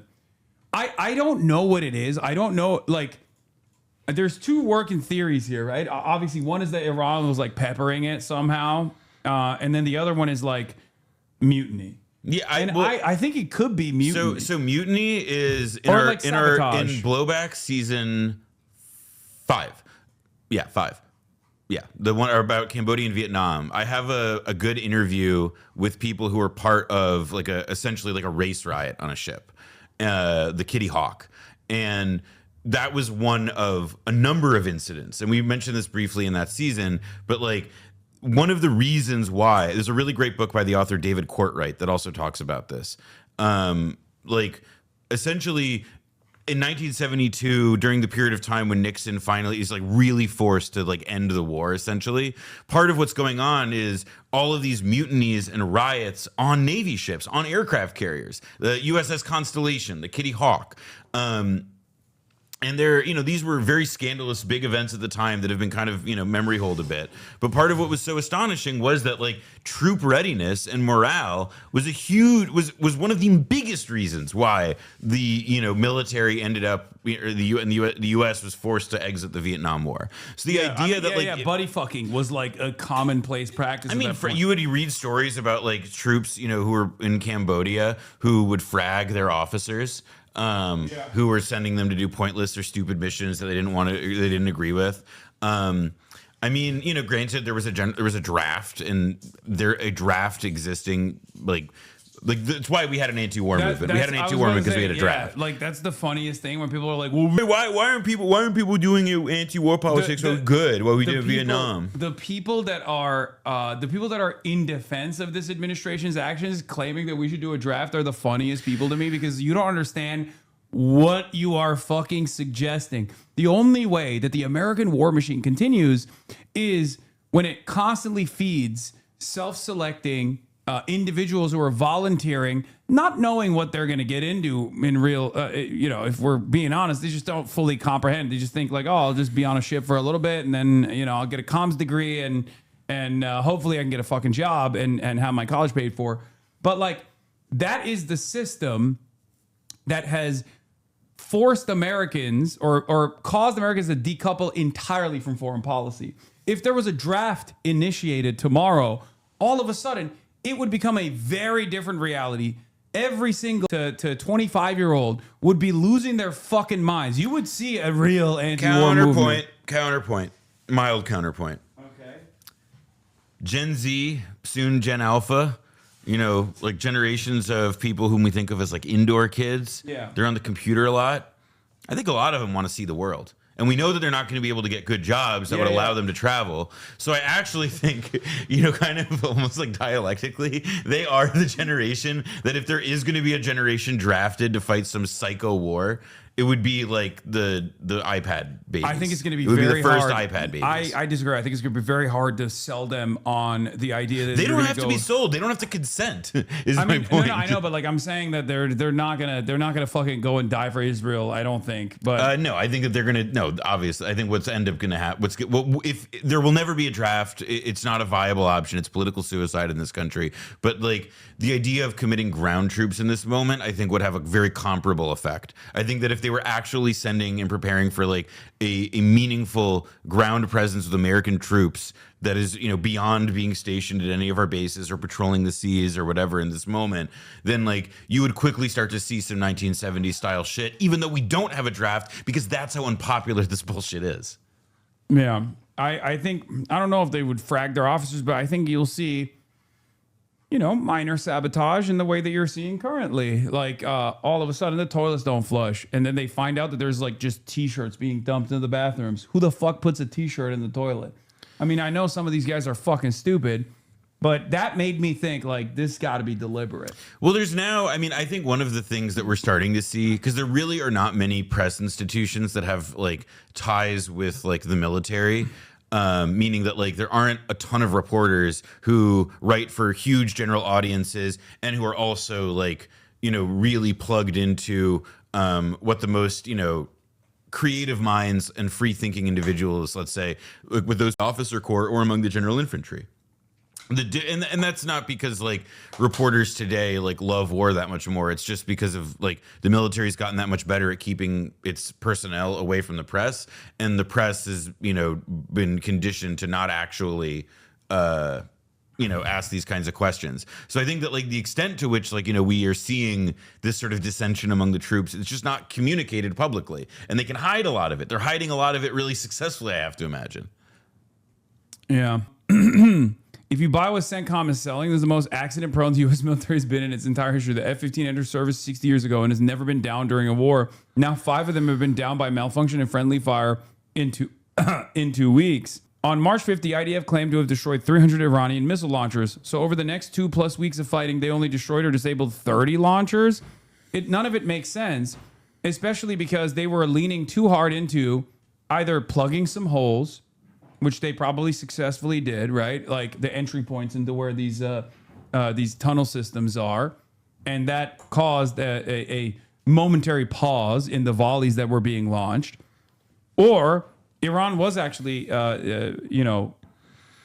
moving in a different direction and trying to make sure that this was a war of attrition and they could continue doing this for as long as possible. And that's why they were taking pot shots with the cluster munitions that they keep opening up on top of the Israeli airspace, because you only, as I kept repeatedly explaining, you only do that when your goal is to just like frustrate Israeli society. You're not doing that for any sort of like specific military purpose beyond, pissing off Israeli society, crippling the Israeli economy, forcing them into bomb shelters, because those are not interceptable missiles. This goes to an argument also that Dylan Saba has put forward. He wrote for Jewish Currents in 2023 that I think is still one of the like most powerful interventions I've ever read on anything related to these issues, which was about how Iron Dome is an offensive weapon.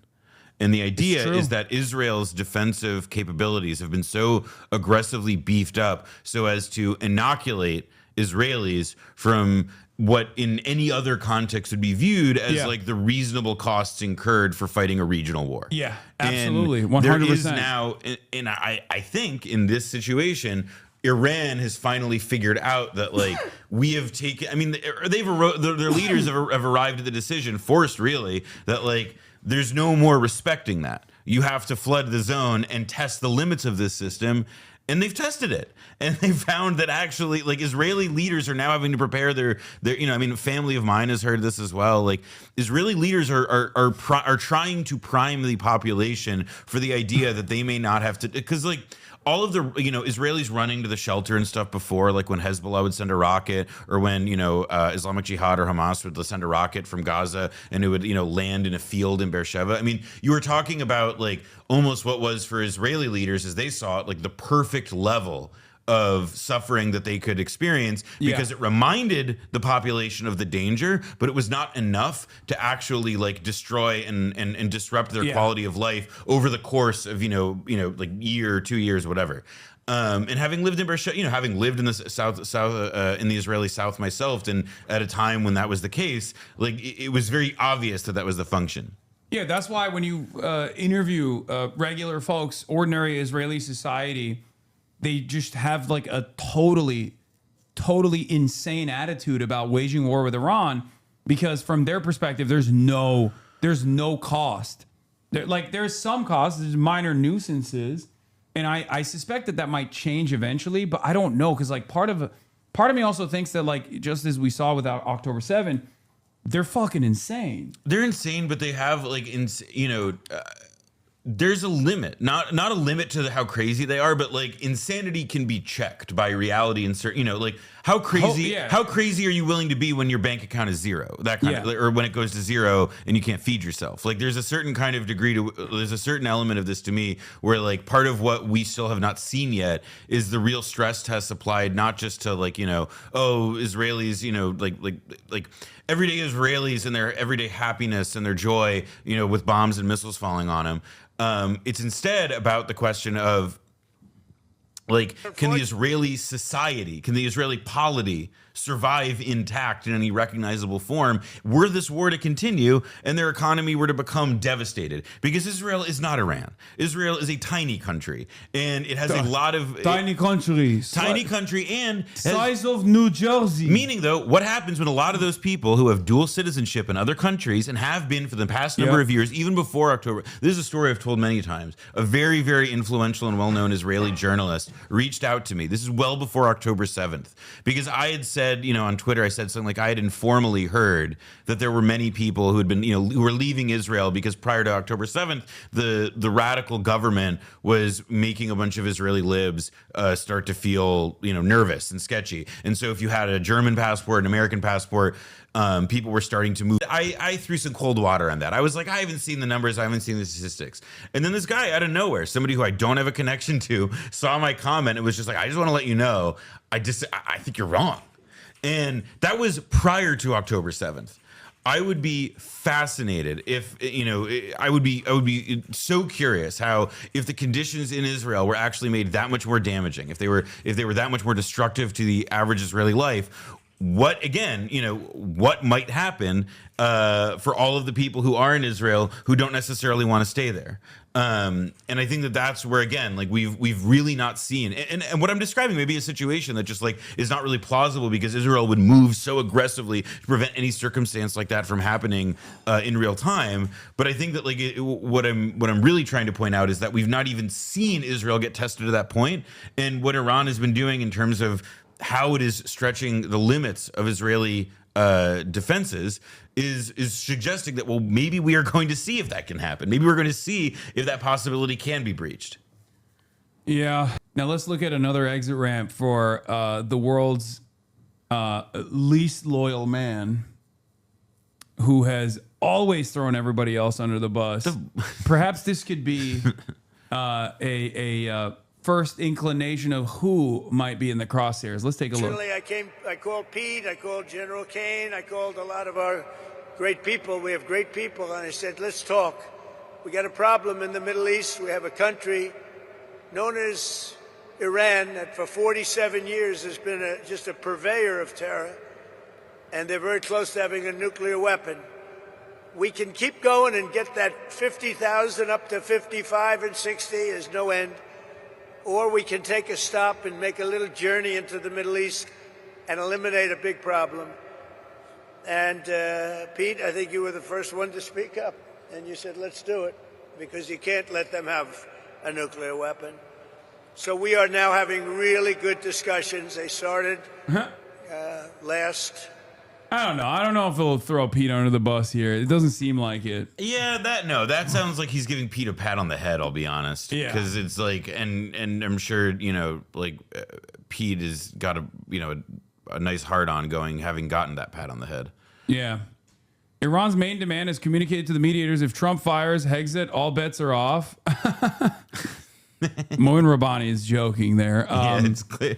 Yeah. Breaking. The Speaker of Iran's parliament, who some claim has been negotiated with the U.S., says no negotiations have taken place, and the President Trump is claiming otherwise to manipulate the markets. It is crazy that, because it's no longer a non-state actor in the same way that, we very quickly did away with the Iraqi government, right? In the immediate invasion, and we were fighting against a not like a fully fleshed out state in the Taliban, in Al Qaeda in Afghanistan, but Iran is a state actor. It's a sovereign state, so you can't, especially with social media, you can't really undermine their position as much as you could, dominate the airwaves when you're talking about Israel versus Hamas. Talking about Israel versus Hezbollah.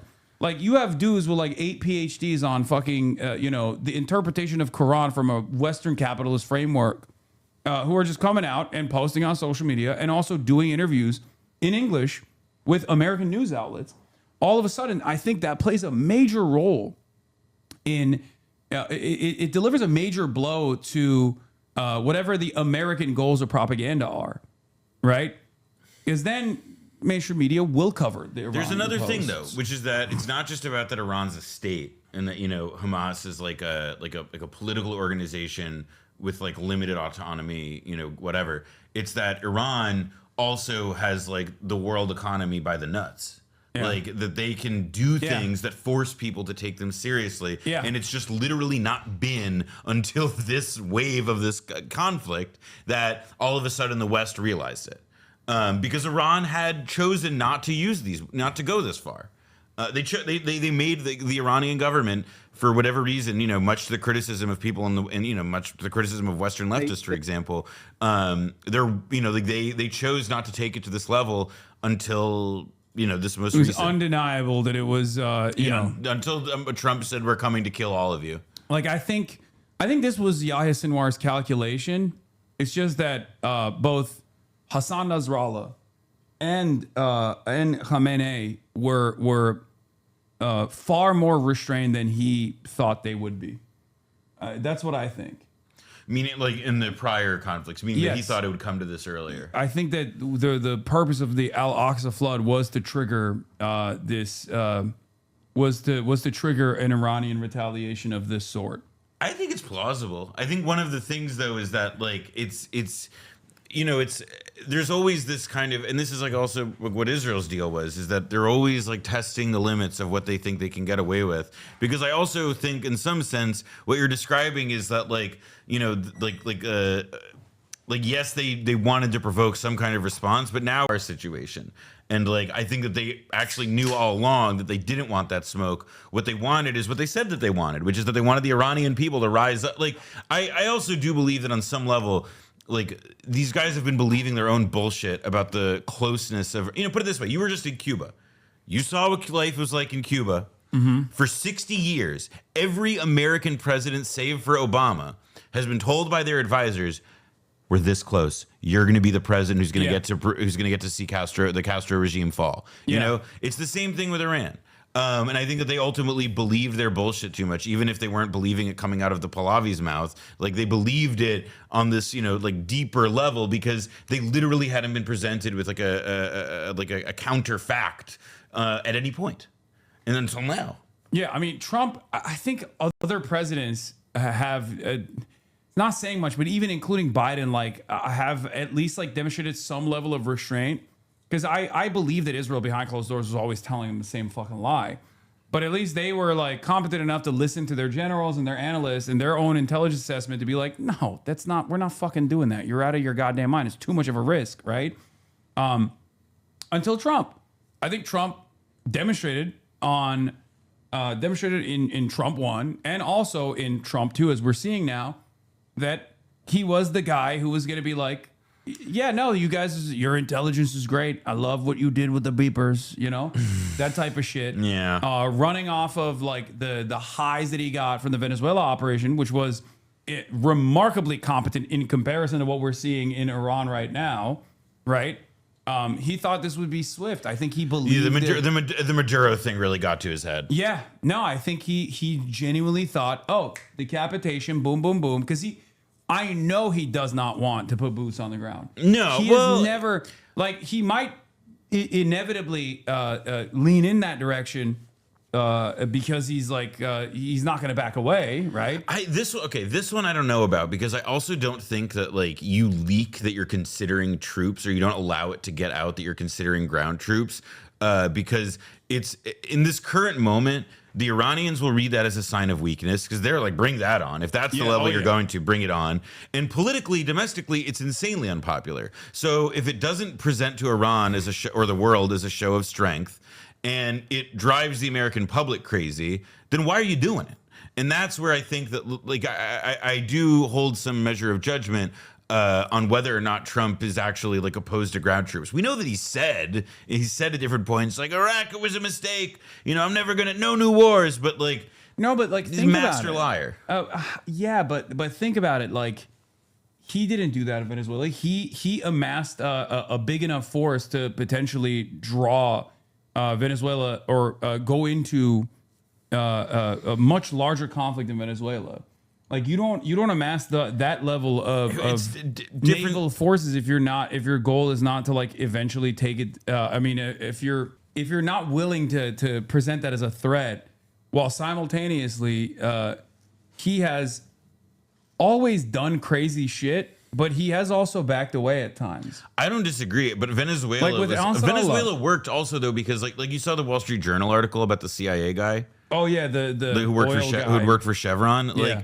Like Venezuela is different from every other country that we've talked to, because American corporation multinationals have had a major like presence in Venezuela for, you know, like within the last 20 years. I mean, there are people who are, you know, CIA affiliated who worked with Chavez to get oil out of Venezuela into the world market. You know, it's not like meaning that there were connections. There were, you know, they had, I think they had a more realistic portrait of what the situation was in Venezuela and how they could exploit it.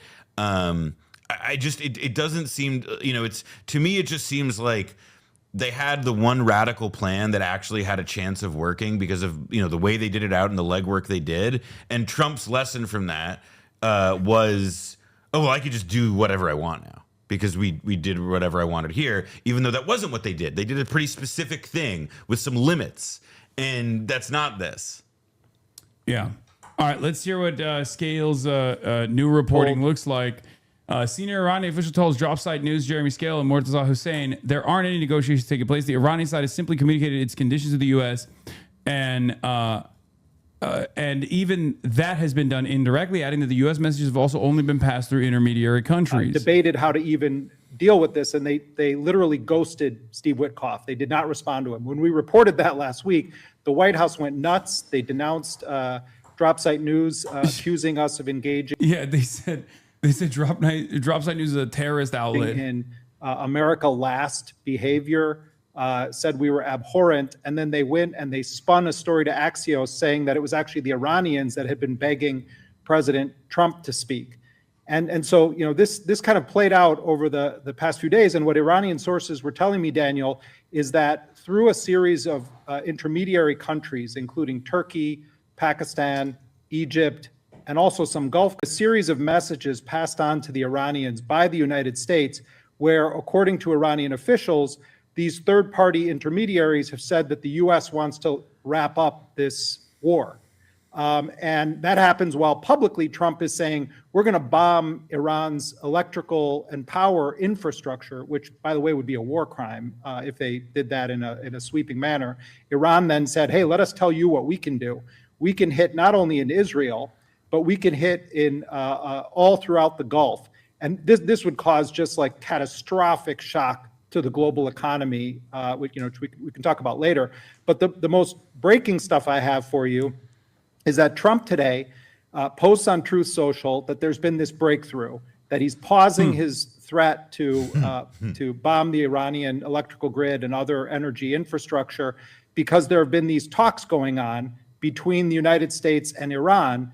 And Trump implies that he has some secret squirrel that he's talking to in Iran, and he doesn't want to name who it is because Iran he doesn't put want out that footage person to be killed. It's unclear, does he mean by Israel or by the Iranians, you know? But what I'm told is that there have been no negotiations, direct negotiations with the United States, and that what the Iranian officials are telling me is that every time a third country comes to Iran and they say the United States wants to talk, Iran says, let us explain to you our conditions.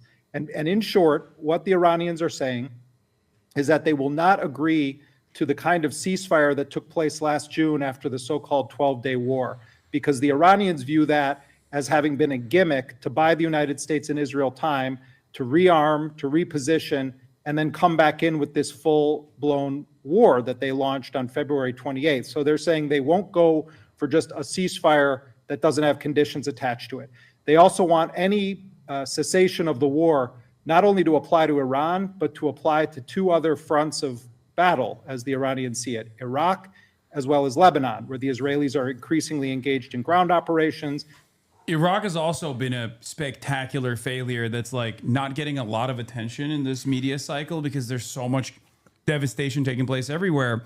But they had to literally do a tactical retreat, a ceasefire with the Iraqi ground forces, the Shia forces in Iraq, to literally withdraw their troops.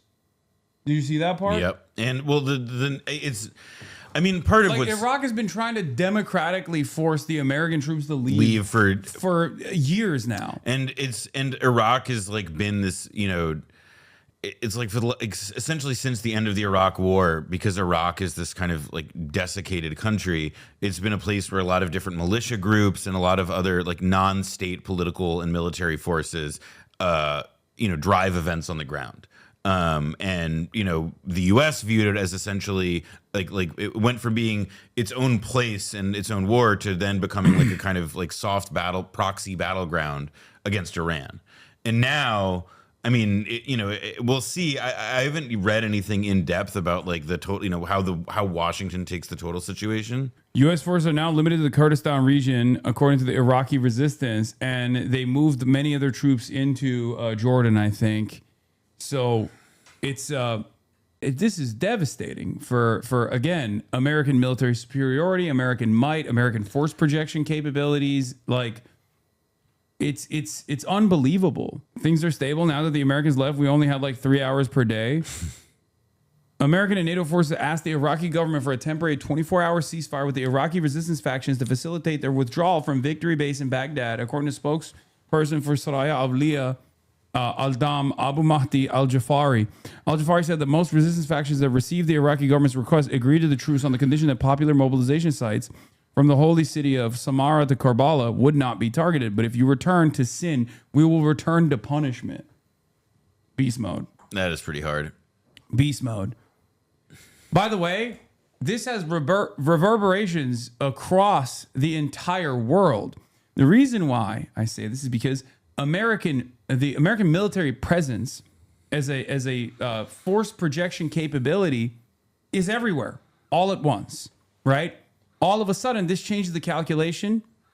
All of a sudden, this changes the calculation in the Philippines, for example. This changes the calculation of like how well America could safeguard the bulwark against communism in South Korea, right? This changes the domestic considerations in South Korea for the South Korean government.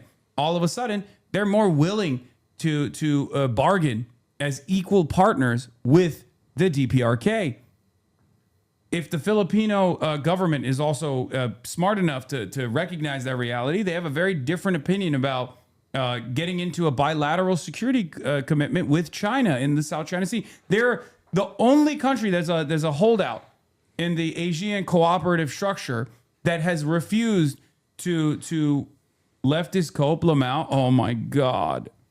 American troops are shitting in their fucking diapers. NATO also evacuated. Wait, what? Leftist cope Lamau? It's weird that I can't tell if you're like making a joke or if you're being serious. But like, as I was saying, the Philippines are the only country in the Asian system that has not engaged with China. Okay, they're the only country in that system that is a holdout. Right? What do? What do they continue? Do they have a real belief that America will defend them if it's no longer Iran, but now we're talking about China? It's just not going to work. Very heavy bombing. Hezbollah, which Israel had said was wiped out, has been launching dozens upon dozens of rockets every single day into Israel. So they want those two countries also to be party to this ceasefire deal. They're also saying that they want reparations paid by the United States, and they want Israel to pay, but they don't want Israel to pay directly. They want that to happen through the United States because they don't want to take anything directly from Israel. But the other thing, and this is, I think very relevant, and many people, I know you've made this point before, and I've heard other smart analysts make it, that because of the way the United States and Israel have lied about the negotiations, have used it as a veneer or a cover to then wage these wars, the Iranian position has hardened. And what Iran is saying now is that there will be no discussion on its ballistic missile program, that if there is a ceasefire, Iran is going to move rapidly to continue its ballistic missile program, recognizing that it's only deterrent against the United States and against Israel. They're also saying, and they wouldn't go into more detail on this, that they're in the process of developing a new doctrine on the nuclear question. They didn't say, oh, we're going to go and we want to enrich uranium to make nuclear weapons. But what they're saying to me is that that because of the U.S. and Israel targeting their nuclear infrastructure, because they blew up the negotiations where the Iranians had put terms on the table that went beyond the Obama-era deal, they're saying now that they're having discussions about developing a new nuclear doctrine, potentially in partnership with Russia and China. Well, more concrete decolonization accomplished by Iran and its allies in 3 weeks than most post-colonial studies academics have managed. I'm sorry. I'm sorry that UC Santa Cruz professors don't carry guns, but that's a ridiculous comparison. But but it is fair to say that Iran is, and not just there, Iran is doing something like that. Yeah, it's not just there; it's Sudan as well. The disruption. Oh yeah. The disruption of the United Arab Emirates has delivered a devastating blow to the Rapid Support Forces and their activities in Sudan, where the Sudanese population have been able to successfully rise up and actually push out the RSF from all of these towns that they fucking genocided and took over. It's crazy because now you have the UAE is way too focused on defending the United Arab Emirates, obviously. It's crazy. I mean, it is one of the things I don't know how it'll result, because right before all this happened, the UAE and Saudi were like experiencing quite a rift, like a split over what was going on in Yemen and over the fact that Saudi wasn't so pleased with what the Emirates had been cooking up in Africa. I mean, I wonder what'll happen assuming that the Gulf kingdoms don't all fall into sand in the next few years. I am curious to see if those sort of deeper tensions between them resume. Anti-imperialist theocracy is certainly a surprise. No, it's not even remotely a surprise. You want to know why it's not even a surprise? Because those are that have successfully maintained sovereignty at this point. Because America, when it was fighting the Cold War, very successfully destroyed all of the atheist, socialist, Soviet adjacent countries. They did it.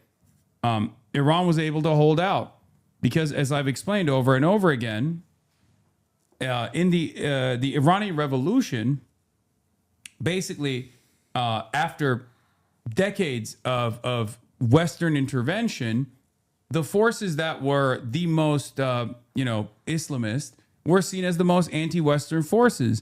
They garnered tremendous legitimacy and were able to, lean into their popular base, which they do have objectively, okay, by presenting themselves as the uncorruptible Islamist forces that were not corruptible by Western intervention, Western interference. Also, anti-imperialism as a practice, the people in Iran could like their theology could revolve around like worshiping like the Simpsons season 3 relationship to whether or not like their actions are imperialist or anti-imperialist or not. It's about the position that Iran as a country occupies in the world system, the position that it occupies relative to the United States, and how it acts corresponding to resist that, how it acts to change that position is what will determine, the valence of anti-imperialist or not, which is, not like is a useful thing to keep in mind when considering like why it is that so many people who are on the right side of issues these days do not necessarily resemble or come from the explicit political tradition that you yourself might. I just don't understand how these two dynamics are going to play out. Like how do they think this is sustainable? I know that there's a lot of wish casting in the stock market where they're like, oh, he said the right words, now we're stable again, right? Like the market moves in that way where it's almost like it's an unspoken secret that as long as they get anything out of Trump that sounds remotely positive, they'll lean into that heavily because you have to constantly have a bull market. But it's totally fake.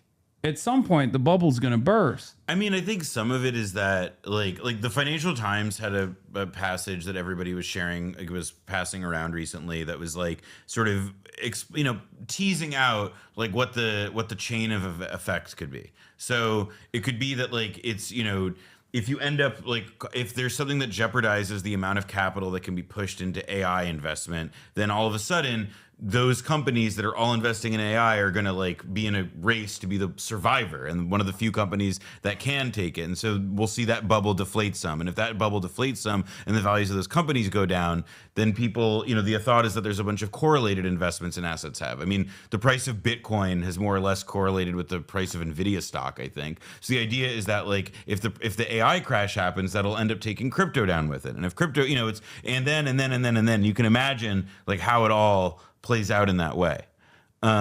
It's just not like I'm with you, man. I have no idea how you do a war like this and then keep all of that going. This is the segment. The FT now reporting that even without the energy shocks, there's a pretty good chance that the closure of Hormuz will pop the AI bubble that will lead to a stock market crash. The longer the Strait of Hormuz remains closed, the deeper the fall will be. 1/5 of the world's oil and LNG shipped through the waterway. If the conflict lingers, trip prices will steepen as manufacturers ration and compete for tighter supplies. Eventually, production could seize up. In the U.S., elevated energy costs would make present and future data centers less viable. One thing that is clear to me from looking at the events, there is always a chain reaction, and that's because we have, through American military dominance, through American imperialism, designed a global system that is actually infinitely more fragile than we thought it was. When you don't have to do a 9/11 or strike directly at the heart of empire to be able to make the empire suffer, because the empire is everywhere. And when the empire is everywhere, when capitalism is everywhere, you can actually strike the profit centers that are, closest to you in your immediate vicinity. And when that happens, all of a sudden, everybody's screaming. The markets are screaming. This to me is the greatest indication that like, the previous way of waging war is totally gone. The one thing I will say is that like in this chain, like this looks like a very neat linear chain of events, right? But like there's a reason that like they have to qualify it with stuff like could, and that's not just because obviously like they're responsible journalists. They're not making predictions that you can't, they're not writing checks they can't cash.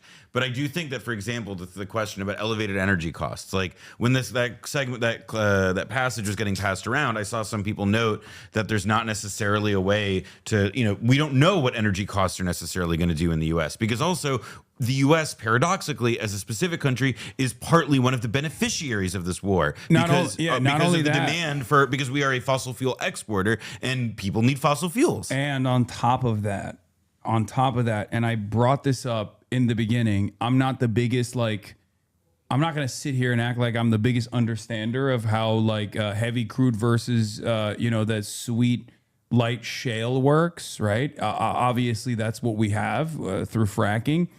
But we now sit on top of the world's largest heavy crude supply. And the thing is, even if we were to build the refineries up to become like almost one of the largest exporters around the planet of oil in general. I think that is like a part of that calculation, because previously, as long as the Gulf states were intact, it would disrupt the profitability of the American exporters if we just started refining heavy crude from Venezuela. The price of the barrel will go down too much, and then the smaller oil businesses in Texas and places like that would actually collapse. Correct. Now, however, with the price going up, there's a massive need for it. Now, do we actually reroute all of the infrastructure to come to the United States of America, and we become the sole exporter to China and all the Asian markets? Because we have LNG, we now have like massive amounts of supply that we can we now have massive amounts of supply that would create stability. That would create stability in the energy markets, as long as they're rerouted from the United States of America. This creates a tremendous upper hand for the United States of America against China. This creates leverage, because China can no longer, if the Gulf blows up, if they escalate so much that Iran just says, fuck it, they blow up the entire Gulf, okay? And it's no longer workable for like the next decade, okay? All of a sudden, China has to rely on oil from Russia more and more, and also the United States of America. Correct. And then you now can go toe-to-toe with the Chinese export controls. If China ever turns back and says, we're no longer giving you any rare earth minerals, then America can say, we are no longer allowing you to get oil from us. I think one other thing that like is a part of this is that there is like there's been a lot of people I know who've wondered if like that was perhaps the point, that if like the actual goal of all of this conflict was to essentially reassert the U.S. monopoly on the distribution of oil, which arguably was like one of the great strategic advantages that it possessed for its side of its share of the globe during the global Cold War. I don't know. I like, this is where we're in the territory of like this is just pure speculation. I did want to respond, though, to clarify something I said, because I was seeing a bunch of this in chat. When I was talking about the crypto stuff correlated with AI, my point was not that like AI is dependent on crypto or draws a bunch of revenue from it. It was about the correlation of investment, that lots and lots of people who have built wealth in the last few years from investments in crypto also have made money from playing in the stock market as well. And so part of what I was just trying to illustrate is not that I think that stuff is like, oh, it's the most vital piece of the economy ever, but it's just to illustrate how far reaching this stuff can be and how exactly economic calamity could pick up steam pretty quickly. That was all. No, that's not correct. BRICS means China gets its oil and gas from Iran. I don't know. Where's Iran? I just said if the Gulf implodes. It's in the Gulf, right? Yeah, exactly. Okay. When there is no longer any fucking oil refiners in the Gulf. We're talking about like the nuclear option for global energy, but there is obviously no like clear cut manufacturing process where like the refinement process is like built up to speed to now pick up like the need, the additional demand that's out there with no supply. I don't know if America can rebuild its refinery processes on oil fast enough, and I don't even know what the logistics would look like. I don't know if this is like feasible. I'm just saying this is the only like materialist interpretation I can make sense of in these otherwise senseless events. This is complete nonsense, by the way. It requires you to believe that there's a huge amount of unsold Iranian oil, 140 million barrels according to Besson, just sitting in tankers at sea waiting for buyers. Almost by definition, when the oil's in a tanker, it's because it already has a buyer. Oil in a tanker in the shipping part of the process, it'd be absurd to ship something without a buyer. All the more given how expensive a tanker voyage is these days. Also, the very notion that Iran would be selling oil when it couldn't act. Why on earth would they do that?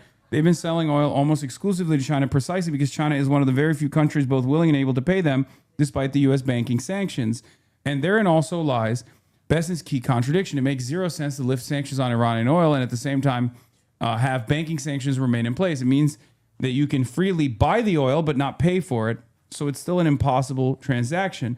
This, by the way, was confirmed by Iran's oil ministry, who said that Besson's statements on the subject were a psychological game by the U.S. Treasury Department aimed solely at ingraining hope into buyers and controlling market psychology, when the reality is that Iran currently has virtually no oil in tankers at sea and no surplus to supply the international markets. This is after Scott Bessant said that he's jujitsuing the Iranians. The decision to lift the sanctions is actually good. Scott should go back to decorating homes with his husband. Multiple countries are now actively working to mediate a deal between the U.S. and Iran as impacts of the war reverberate across the world, 5 sources told us. Oh my God, CNN. sorry. This is, now we're getting into the territory of just like, it's just about like part of what annoys me, at least with this like framing. I'm sure that these reporters are doing their, they're doing their job, but it's just like, is it like that countries are trying to do this? Is it that countries like being in the press as being associated with moves toward diplomacy? Or is it, as Jeremy Scahill put it in a way that I think is way more convincing, the U.S. is using every country in the fucking Rolodex that it can think of to try and communicate messages to Iran? And they're doing that, by the way, as we saw with that other report, by they're showing up to Pakistan to talk, to do diplomacy without even knowing whether the Iranians are going to be there. Yeah, no. It's it also goes along with like last week's reporting on Marco Rubio's ambition to try to get like to try to muster diplomatic pressure against Iran, knowing full well that like Iran does want to have continued conversations with countries in Europe, right? And they think that if France and Germany and the UK are a part of the coalition forces, all of a sudden there's like much more international pressure against Iran. And they think they can like cause them to bend to their will. Ironically enough, Europe, in spite of their vassalized attitude, has shown some has demonstrated some restraint in abiding by American principles. And even if they were to lean into pressure against Iran, it doesn't really amount to much as long as Iran continues to control the Strait of Hormuz. Ago, he has now decided to, quote, postpone any and all military strikes on Iranian power plants. I mean, this is a massive withdrawal, I think. This, of course, comes after the president had issued and I don't even know if it's real, but demanding it's just like openly demonstrating that they recognize that things are going really bad. By tonight. Or he warned that they would be risking strikes on their power plants. CNN's Kevin Liptak is at the White House this morning. So the president's message this morning is the window is now a little bit wider in terms of that deadline. What else in terms of these talks, Kevin? Yeah, and that I think is what is most extraordinary about this post that we've gotten from the president. Until now, we did not understand that the U.S. and Iran were speaking at all over the course of this now 3-week-long conflict. Now the president says that these conversations are underway. And so you can start to see and start to envision how potentially there is a diplomatic route to de-escalation that we did not know of until, 10 minutes ago before the president was posting this. And I'll read you a little bit of what he said. He said he's pleased to report that the United States, the country of Iran, have had over the last 2 days very good and productive conversations regarding a complete and total resolution of our hostilities in the Middle East. The president goes on to say, you know what I think? I think Trump is just like trying to delay the market pain to the best of his ability until he just goes and commits the troops. On the one hand, I think in his sober moments, he realizes that the situation is looking bad. So he's trying to like feed as much positive information that the markets want to hear. On the other hand, he keeps mounting more and more troops. He keeps like sending more Marine expeditionary units and shit like that. Just wait until Friday. No, there's a couple more weeks. No. I'm saying like, he might strike Iran. He probably will strike Iran again on Friday after market close, right? He is so clearly operating. He is the most like markets focused president of all time. He's very clearly operating with that in mind. But what I'm saying is overall in the negotiations process, especially because Iran is not even remotely interested in coming to the table with a cessation of hostilities when they hold all the cards, is going to keep is going to keep punishing America and saying we're not interested in deal making at this point. And I think eventually Trump is just like trying to create military presence, enough military presence that they can just like do boots on the ground, maybe a limited operation. I don't think it's gonna, I don't think because they've been signaling Cargill Island too much. And like Trump is apparently part of why they talk about it is because Trump has had some decades long fixation on it. But I think that the ground troop stuff is like that's like brave. That's where a new territory thing. Like even if it's a limited contingent, just the psychological effect of that, the way that the American media is going to have to digest that, the social media tenor. I mean, what do you think Nick Fuentes is going to say? You know, yeah, like he'll have to probably like light himself on fire on stream. I mean, you know, God willing. But I think that there's no. To me, there's just not like a the conversation. There's not really another option aside from Trump trying to just hit them again on the weekend or maybe even during the week or whatever, and just to see what he can shake loose before they come to some kind of deal in which he's not going. I just don't know how he can save face at this point. That's where I'm getting tripped up. Yeah, the two competing interests here are like Trump's unlimited narcissism and his reluctance to do an about face, or to de-escalate, but then also the very obvious impact that this is having on the markets, which he cares about quite a bit. Like he's getting boss calls. Oh, this is funny. This is really funny. Man, I feel bad for the Iranians who trusted the U.S. not to fuck this up spectacularly. It was pretty common Iranian diaspora opinion a few weeks ago that this would turn out well, unless that was all a psyop. Yeah. No. Unless that was all a psyop. It's crazy. That's crazy. It couldn't be. Yeah. No. No, this time it was different. This time it was so different. Like it was so different this time. Every other time where we're like, also, you know who I've here are the necessary reasons for American military intervention.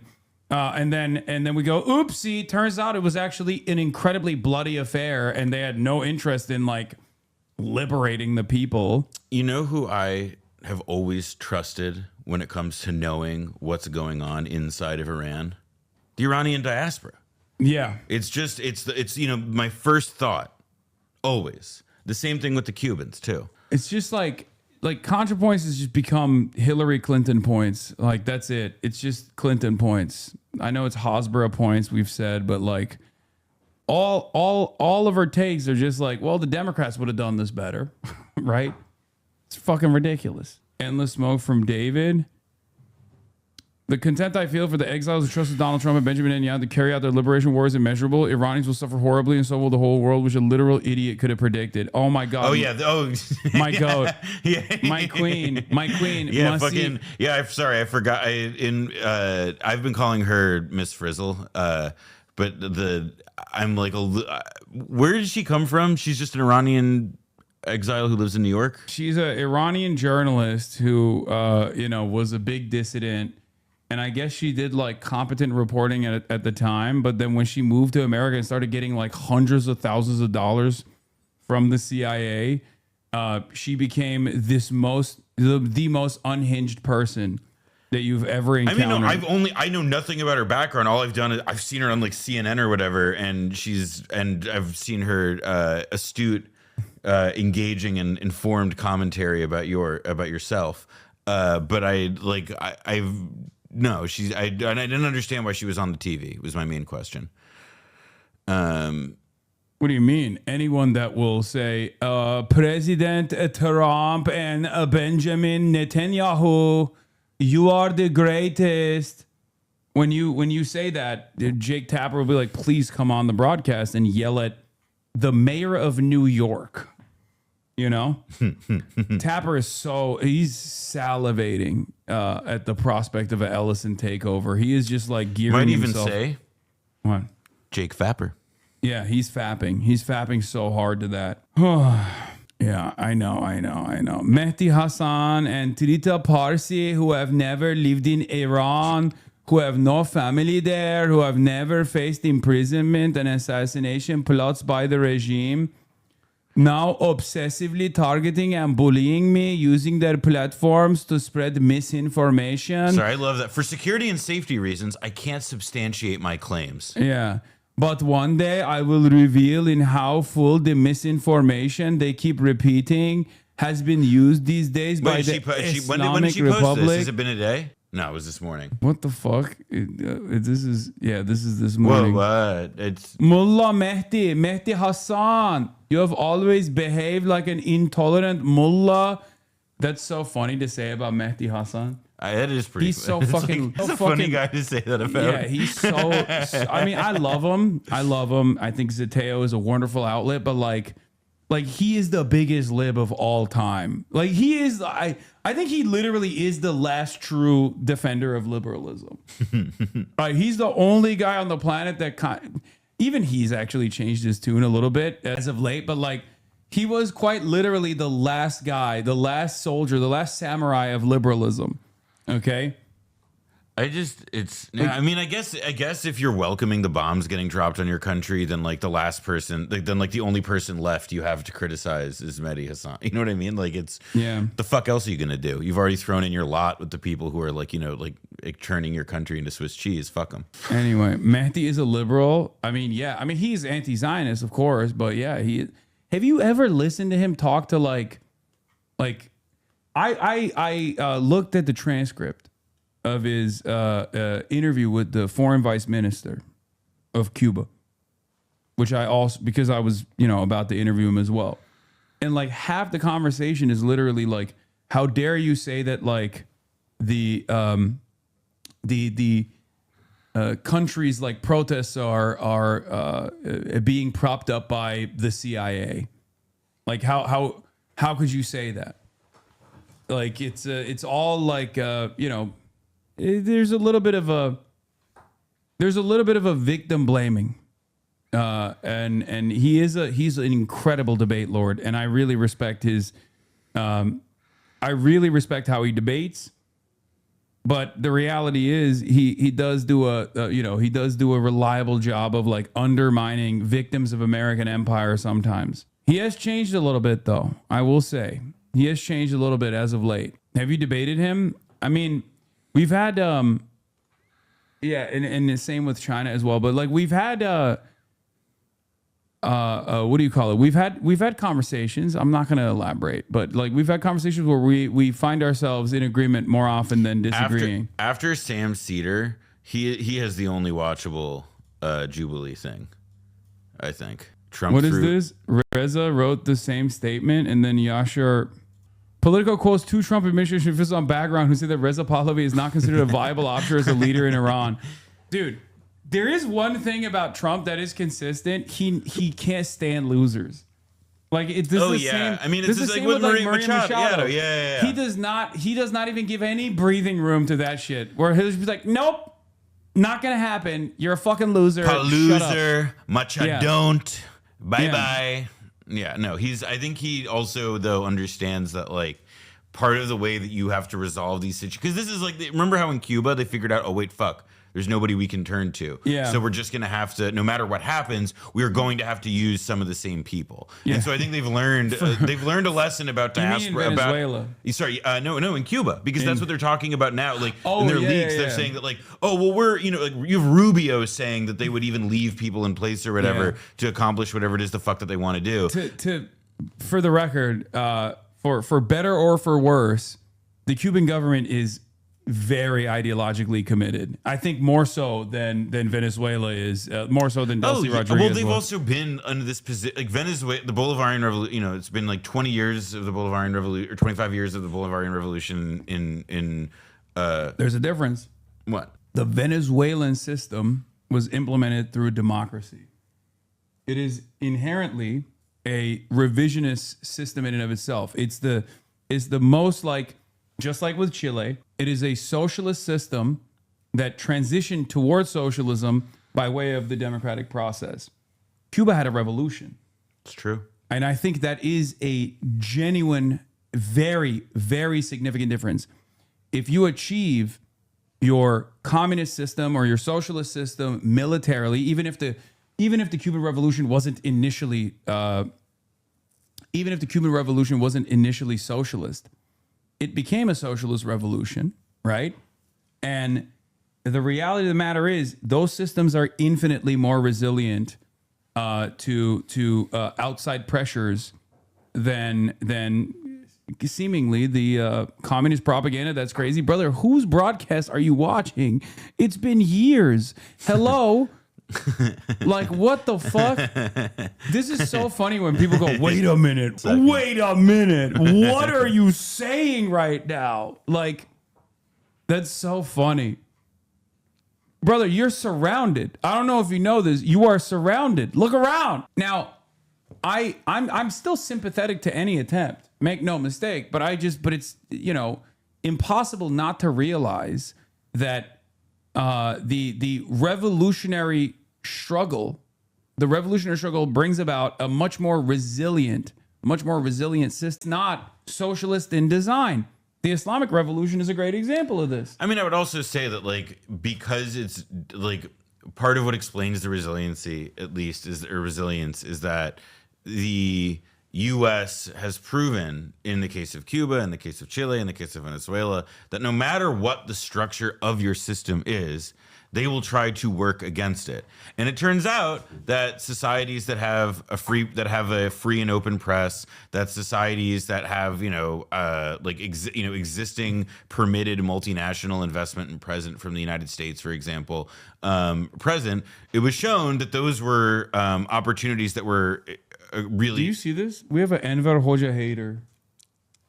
Get out of my sight, dude. Dude, in Albania, people have been executed in an open field. You don't even know what you're talking about. This is an Enver Hoxha hater, dude. Between me and China, we have 1 billion communists in the world. How dare you? How dare you? I just like also like the standard of I know that wait, hold on. I got to Albania mentioned. Albania mentioned just even reluctantly, but still. I just like the level of atrocity that he chose to, Pinochet had a fucking stadium massacre. In Albania they have 1 field. They got 1 field. Anyway, he keep going. Sorry. No, I mean it's the U.S. will use whatever method they can, and democratic societies, they give them the things that we respect and enjoy about such societies are exactly the very weaknesses that can be exploited. And look, by the way, we should say that, like, in the U.S., I would argue that our system is also exploited. We see, I don't know if you guys have heard much about this Israel lobby, but like there are ways in which like the structure of our media, and obviously they're like. But what do you mean, Noah? I was in a coma for the last 2.5 years, or the last 80 years, as a matter of fact. But certainly, especially the comatose in the last 2.5. So I think that's an example of it, and it's not just them. There are others, but they're the most successful and accomplished in being able to exploit the many tools present in our system that they can use. Before they get suspended from the site. Communism is literally Jewish. Oh, I love how he spelled bureaucracy. Jewish bureaucracy, steal from others and make it a standard. Also, I hope no nukes will ever be dropped. If only there was an Albanian guy that had a solution for that. If only there was an Albanian guy that had a solution for that. Yeah, there was. His name was Enver Hoxha! And you're over here disrespecting his legacy. Communism is literally Jewish. Enver Hoxha was also Jewish. Communism is literally Jewish bureaucracy. All right, Dasha Nekrasova. What do you mean? She's based now, aren't they? Dude, based now? Did you not see? Oh wait, she was anti-Semitic to you right after. Yeah. And what did she say? Jewish aggression. Yeah, you're doing Jewish aggression. That's so funny. That based on the tenor and tone of these in-depth, detailed, and constructive conversations, which will continue throughout the week, I've instructed the Department of War to postpone any and all military strikes against Iranian power plants and energy infrastructure for a 5-day period, subject to the success of the ongoing meetings and discussions. So you do see the president opening the window of this ultimatum that he had set on Iran, that he would strike power plants in that country if it did not reopen that very critical Strait of Hormuz, where all those energy tankers are waiting to go through. It's causing the price of oil to spike. Iran had threatened very severe retaliation, not only on energy strikes, but also on facilities in the Gulf. Now, some big questions remain, namely who the U.S. is talking to, because remember, the president had said that the Iranian leaders that he thought he could work with had been killed. Now he says that those conversations are ongoing and, according to him, very fruitful. So very significant development, I think, this morning, and does lead you to believe that the president has, or is at least searching for something of an off-ramp here. Yeah, absolutely. And we will see what more we learn about that potential off-ramp. Kevin, really appreciate it. Thank you. Sarah? All right, joining us now, CNN senior military analyst and the former Supreme Allied Commander of NATO, Admiral James Stavridis. Thank you so much for being here. This just came in to us this morning. The president saying, look, we're having talks and they're going well. Is that a surprise to you? Because a lot of people don't realize that oftentimes, even in the midst of war, there are always sort of talks going on, but there is the issue of who is leading Iran. Apparently, they know who that is, and they've been talking to them. Apparently. Well, first and foremost, let's all just say, wow. Who's Trump talking to? Iran says they're not talking to the U.S. Is he talking to himself? No one is alive. Yeah, he just keeps... Yeah, he just... I do think that, like, the real secret to Trump... Like, I can't believe none of his advisors have, like, figured out, like, why don't they just give him, like, a phone and be like... Listen, we've set it up so that like you can talk to Iran, and then it's just like you know, I'm on the other side. I'm on the other side. President Trump, we are willing as long as you de-escalate. Ghalibaf is by no means a moderate within Iran's political world, let alone pro-U.S., but America is attempting to place a powerful individual within a still powerful system in the same bind that Delcy Rodriguez was in. Accede to all of America's plans or be marked for death. Scoop. The Trump administration is quietly weighing Iran's parliament speaker as a potential partner and even future leader as it looks for a diplomatic endgame. An administration official tells me he's a hot option, but says they're still testing multiple candidates. I wonder what it's like to be the reporter who writes this story and to wonder if you're writing out somebody's death notice. Yeah. You know what I mean? I'm not saying that that's their intention, yeah, but it is like... Also, every time they say an individual is like... every time they say an individual is like potentially being marked as like the party that they'll negotiate with, they keep coming out and going, abso-fucking-lutely not. Iran is fighting for humanity. The world is either with Gaza and against this colonial terror regime, or it stands with the Epstein class and child torturers. There's no middle ground. I mean, they did this with Larjani as well, who was obviously the more pragmatic individual amongst all of the people that were in control, and Larjani was until the very last moment posting about how, like, you know, I welcome death and there's nothing you can do. We're gonna fucking stick it to the Zionist regime over and over again. I just don't know what the fuck any of this is supposed to be about, or what they're supposed to like. It's just like, so we name a guy, but everybody knows that if we name a guy, then everybody's gonna think we're gonna kill him. So then it's like, all right, then why did you name the guy if you aren't gonna kill him? It's all so... Also, every time they kill a guy, there's like 8 other guys that are way more hardcore that replace them. Oh yeah, well that's the other truth like of this. You just keep electing or appointing people into that position that are literally like famous for saying Iran needs to get nuclear arms tomorrow. Yeah, it's like, the U.S. blew up in a drone strike. This guy who got a doctorate from the University of Kent and and loves talking about poetry in public or whatever, and they've replaced him with a guy who in Iran they call Dr. Death. Like that's the fucking obviously I'm exaggerating quite a bit, but it's like that's the tenor of the headlines in English that we're presented with every time this shit happens. Yeah. Alongside military bases, those financial entities that finance the U.S. military budget are legitimate targets. U.S. Treasury bonds are soaked in Iranians' blood. Purchase them, and you purchase a strike on your headquarters and assets. We monitor your portfolios. This is your final notice. We monitor your portfolios. This is your final notice. Yeah, that's actually, I gotta say, man, it is like crazy how we've just been looking at a bunch of different tweets or whatever, and the only things that are bars that have stuck in my head are it's the Iranians quoting Iraqi militias quoting the Quran, Iran issuing some pretty good subtle threat. Beast mode. I'm afraid. Beast mode. I'm afraid. Are we allowed to have some good news for at least 1 minute? You are awful. It's going to be a roller coaster, but I think this is good. Sorry, you know what? I should have actually said it's good that we keep slaughtering children in Iran at the behest of Israel. It's totally good, and it's totally going to work out. Yeah, and America's not eating dick on a daily fucking basis as it escalates to further and further spectacular defeats. Is manufacturing consent so we can say that they rejected the deal to legitimize a big attack to try to gain support? I just don't see that that's going to work. Yeah, Iran is putting fucking belt to ass on a daily basis, and there are still people, I guess, who don't want to see that there is a shellacking taking place. It's fine, you know. If you could change one thing and one thing only to make the world a better place, what would it be? End American imperialism. Like that's it. Or I mean, end capitalism, obviously, end the global system of capitalism. LARPer. What am I LARPing? What is the LARP? Would you end capitalism or religion? Capitalism. It's not even a question. Did you ever have to like go to services as a kid though? No. It's really boring. And Sarah, you're exactly right. Just saying. There's almost always kind of at least back channel conversations. I've been hearing about them from several sources. And here's what you want to watch as this roller coaster. You're a unfolds. fake socialist, capitalist scum. 3 things to watch. Number one. Yeah, I'm the LARPer. Guy who is LARPing as a fucking ultra in my chat. Try hard. Yeah. Ain't that right? Yeah, try hard to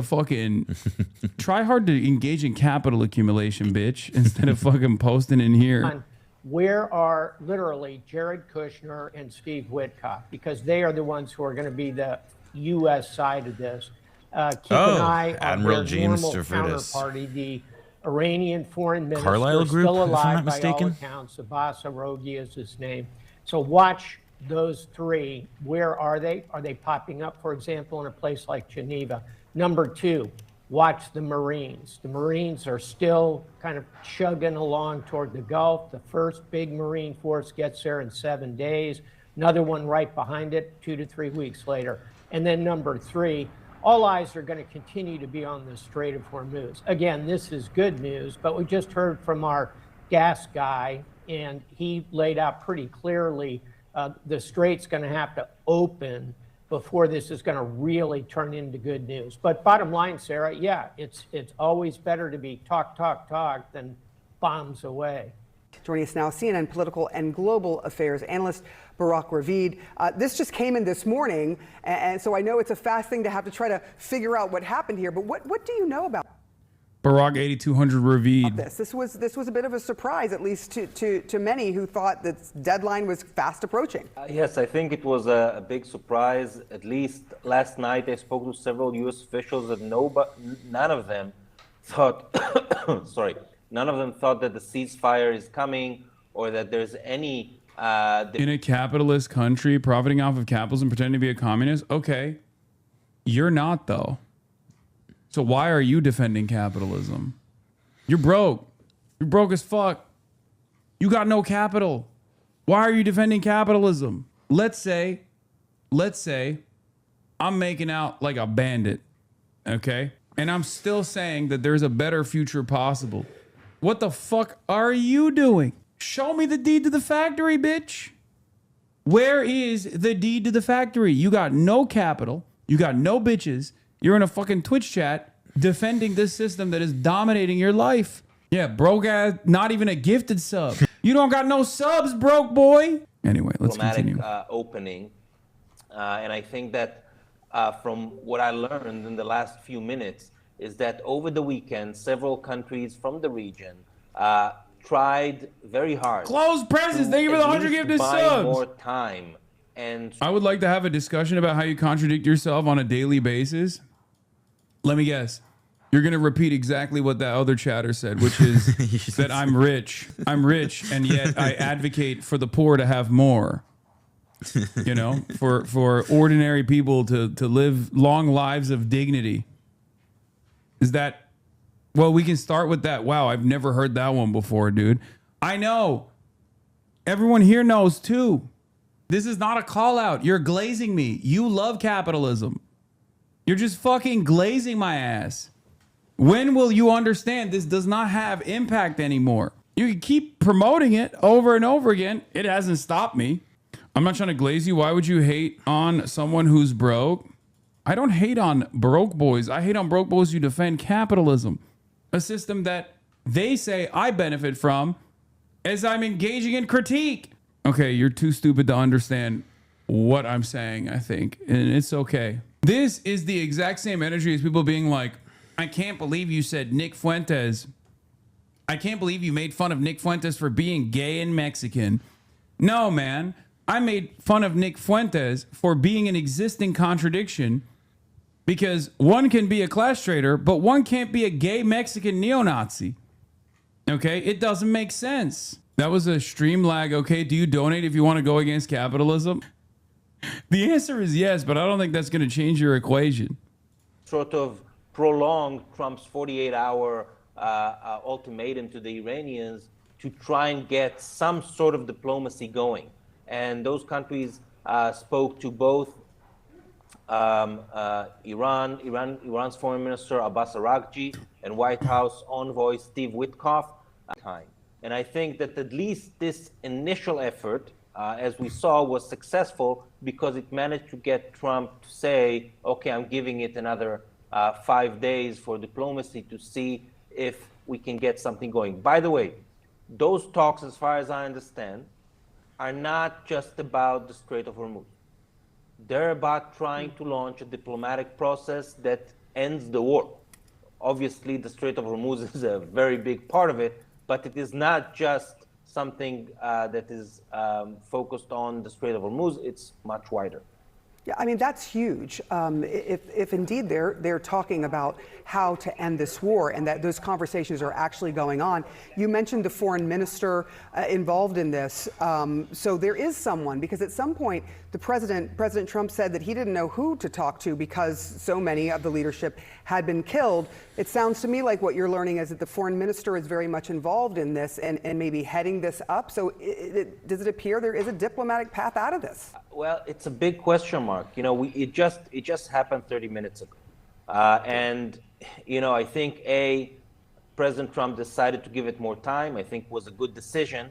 But it still doesn't mean that an agreement is, and it also doesn't mean that the talks that are ongoing with Iran's foreign minister, who is, I think, his main quality at the moment is that he's the only one who answers the phone over there, because many other people are in hiding and are not communicating over the phone. So it doesn't mean that the leadership that is running the show right now, mainly the commanders of the IRGC, that they are ready for any kind of deal. The Iranian foreign minister, although he's a government official, senior government official, he does not call the shots. Or at least he's only one part of a much bigger decision-making process.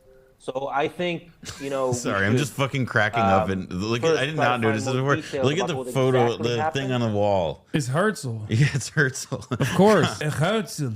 Listen, even when you are become very famous journalist in America, part of the hasbara is that you always be showing the important figures in the state. Yeah, Trump proved he doesn't work for Israel. Wow. Yeah, wait, the last month has definitely done that. Yeah, no, for definitely. sure. Bro, you got like literal fucking defenders of Israel for their entire careers, like liberal Zionists, openly coming out and being like, maybe we're a little bit too occupied by the state of Israel, like Democrats. Like that's insane. Like, and you're over here being like, Trump proved he doesn't work for Israel. Like you have like the pod, like these days, like the pod save guys sound like fucking Walton Mearsheimer. I don't know what to tell you, man. It's mad fun. Like I welcome it. Yeah.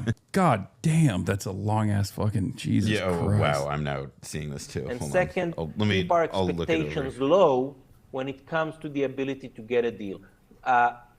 There's more time on the clock, which is super important because a U.S. strike on Iranian power plants would have triggered a massive Iranian retaliation against power plants all over the region, against desalination factories, against critical infrastructure, which would dramatically escalate this war. So the fact that President Trump gave it another 5 days is a hugely important step and hugely important decision, because it means that he understands that, you know, what kind of escalation such a strike would trigger, and that he's willing to try and find a diplomatic offer. This just into us right now. Iran is now denying that they are in talks with Washington. This is just an hour after President Trump claimed the U.S. has had productive conversations with Tehran. According to Iranian state-affiliated media outlets, Iran accused Trump of trying to lower energy prices and buy time for military plans. Earlier this morning, Trump said he was putting military strikes on Iran's power plants on hold for at least 5 days, pending the outcome of these talks. That is what he put on Truth Social. Joining us now, Democratic Congressman Jake Auchincloss of Massachusetts. Thank you so much. Okay, so we just got this in that Iran is denying that they're having talks with the president's people. What do you make of all this? Because the president has backtracked on a deadline to what he called obliterate power plants in Iran if they didn't open the Strait of Hormuz. Sarah, good morning. Thanks for having me on. The president has backtracked on almost all of the original strategic rationale that he dripped out to the American public after the war started. I'm sure there are Dude, CNN coverage on this has been incredible, because on the one hand, it's like they literally have a Unit 8200 agent of the Israeli state, and then they immediately go to Jake Auchincloss, who is like one of the most pro-Israel Democrats out there. It's incredible. Jake Auchincloss. It's not a single moment is spared here. No alternative perspectives will be heard. I mean, it's just funny because, like, at this point, they are. It's like, you know what this reminds me of? Actually, remember the Never Trump wave in 2016 and 2017? Oh my God, yes. Like, essentially, so like for those of you who were like, you know, in diapers at that time, there was this, like, in 2015 and 2016 when Trump emerged as a candidate, the American media went overtime, crazy overtime, to find the Republicans who stood against Trump. Yeah. And you're talking about like people who then, as now, represented like 8%. There is no real constituency for a liberal Zionist Democratic Party operative who's like saying, oh, the problem is how we're going about this. It doesn't exist. There's no real constituency. This person's position does not represent a real Democrat, okay? There are 1 million polls that show this reality. This is 13% of the base of the party. 13%. You might as well put fucking Ben Shapiro up there as like a lifelong Democrat or something. It's ridiculous. Did you see Bernie say Israel committed genocide? Yeah, Bernie has...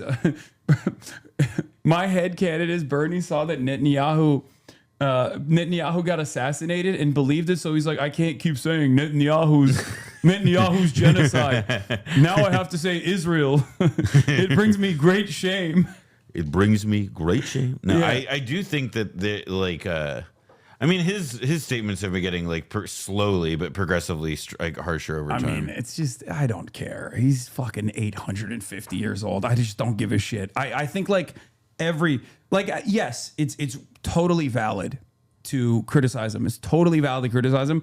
But I think people that just like only laser focus on him are also like kind of ridiculous. And like I mean, something that I've been thinking. So Brandon and I are doing our Israel-U.S. relationship mini-series that comes out in a couple months. Mm-hmm. And like one of the things I've been spending a lot of time doing is just like reading from like the 40s and 50s and 60s. And the degree to which like entire generations of Americans who identified with the political left prior to the 6-Day War like were raised in an environment of like real ironclad identification with Israel. Like it's hard to shake, and it's some of what you hear. It's like what I hear out of Bernie's mouth most of the times he talks on it. Like you just hear that identity. Like you hear like 80 years, like an 80, like an idea of what Israel was that was formed 80 years ago. Bernie is Bernie has the Stalinist position in 1948. Yeah, exactly. Yeah, he's like, yes, Israel is a socialist. Or it's going to be You know who else's base- position from 1948? Who? Fidel Castro. No. Yeah. I did not know that. Somebody, I don't think it was Grandin, but somebody had pulled this out recently on Twitter. Oh my God. And I thought it was really impressive because but he contextualized it. Like, it's about like how Castro was at that point a disciple of Eddie Chivas, and like he gave a speech that was like, like somewhat pro-Israel or something. The only L yeah, he's it was ever Grandin. taken. It was Grandin. Okay. The only yeah. L. It's a good thread. Bro, this is like these guys, unironic. I mean, he's not alone in this. Like, I think a lot of people legitimately thought that, like, because Ben Gurion is like a socialist and all these guys. It's a few different things. The biggest one, though, and this is like the hardest one to wrap heads around because it like changes. It changed. Like essentially, it's because like, why did a bunch of Jews from Europe go to the Middle East? Yeah, it's because after the Holocaust, the governments or the countries from which they came didn't want them back, and Western governments, the UK, the United States, Canada, they didn't want to take them in. We weren't taking them in before the Holocaust, and there was not a whole lot of political appetite for taking them in after. And so there was like a sense of like, among many other reasons, like there was a sense of, oh, well, this is the historically just thing that we can do.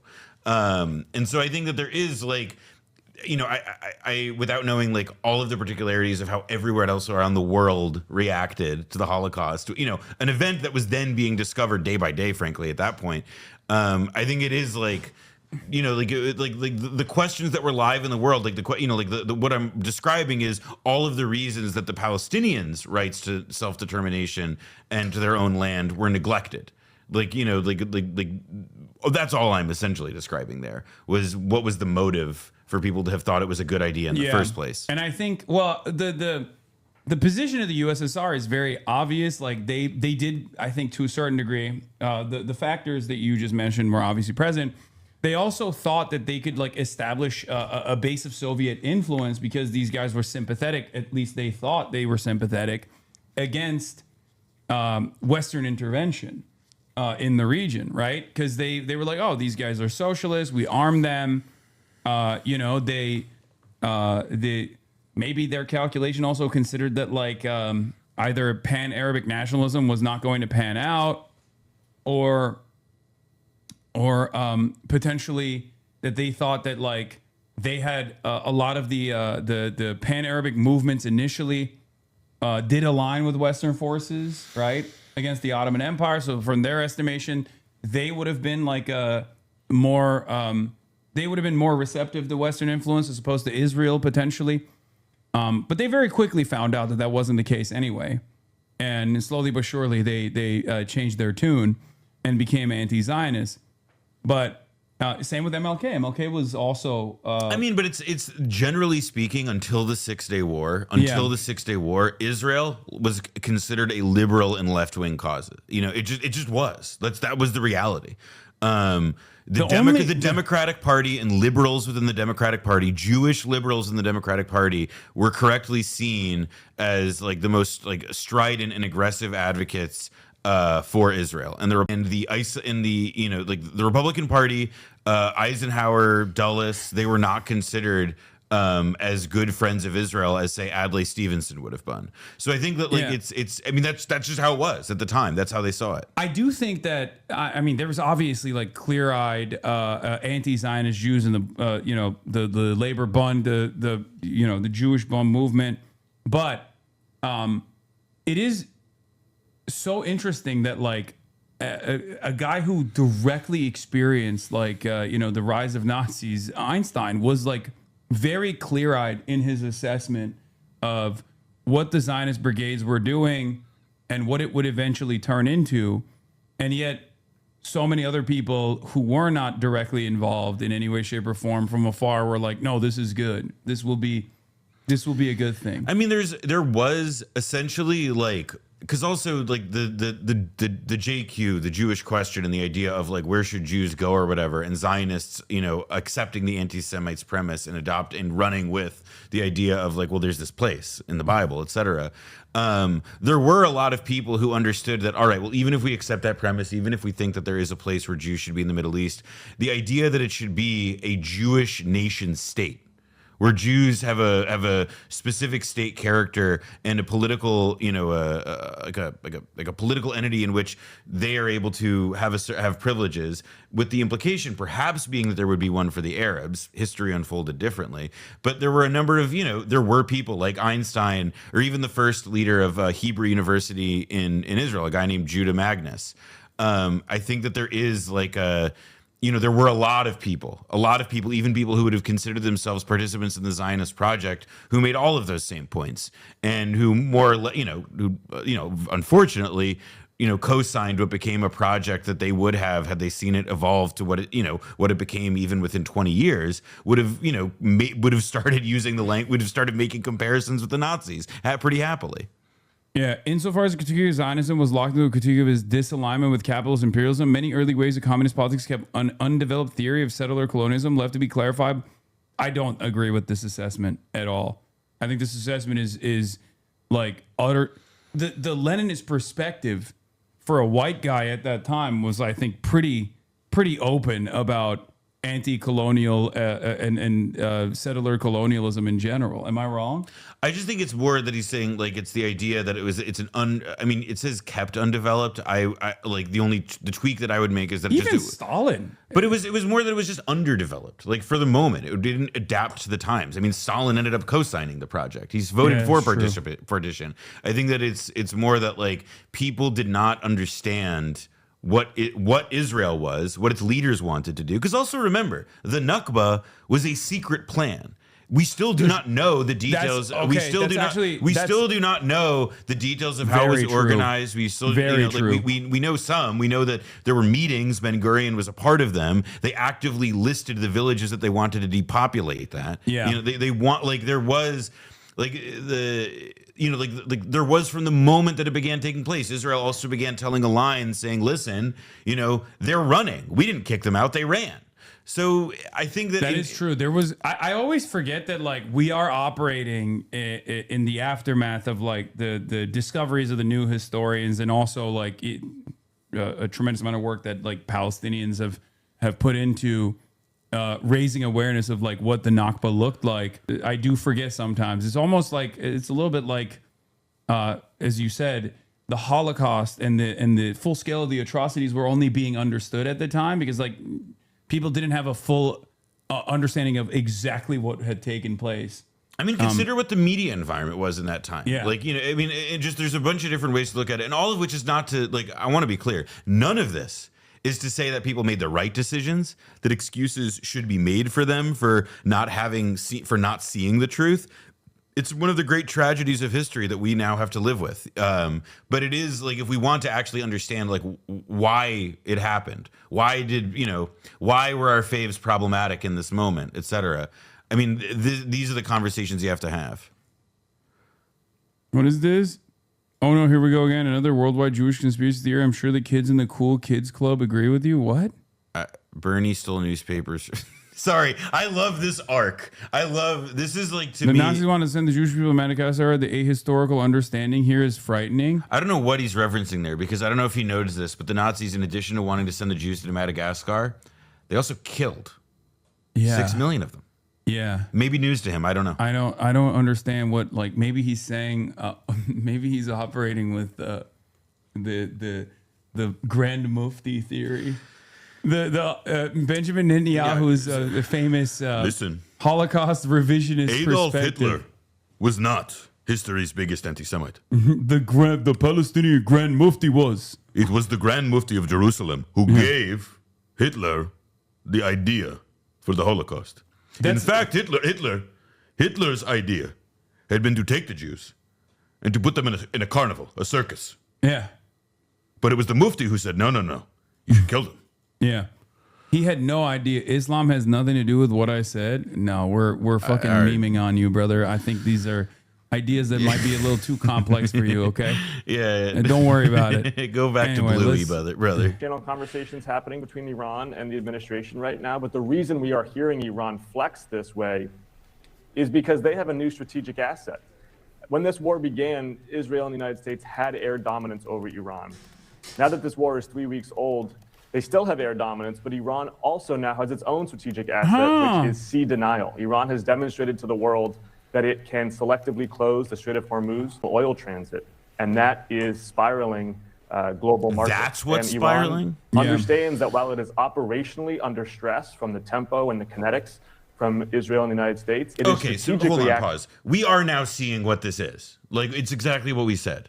There isn't like any actual like diplomatic. It's also from CBS though, so no. But my point is, but even that is like affirming this, which is just that it's like it's all going one way. It's all going one way. According to CBS, citing a senior Iranian foreign ministry official, Iran has received points from the U.S.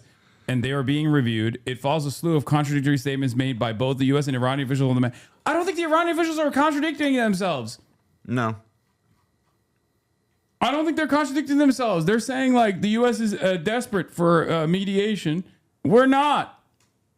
I think this is CBS doing propaganda at the behest of Trump and Israel by making it seem like Iran is more invested in the mediation than they actually are.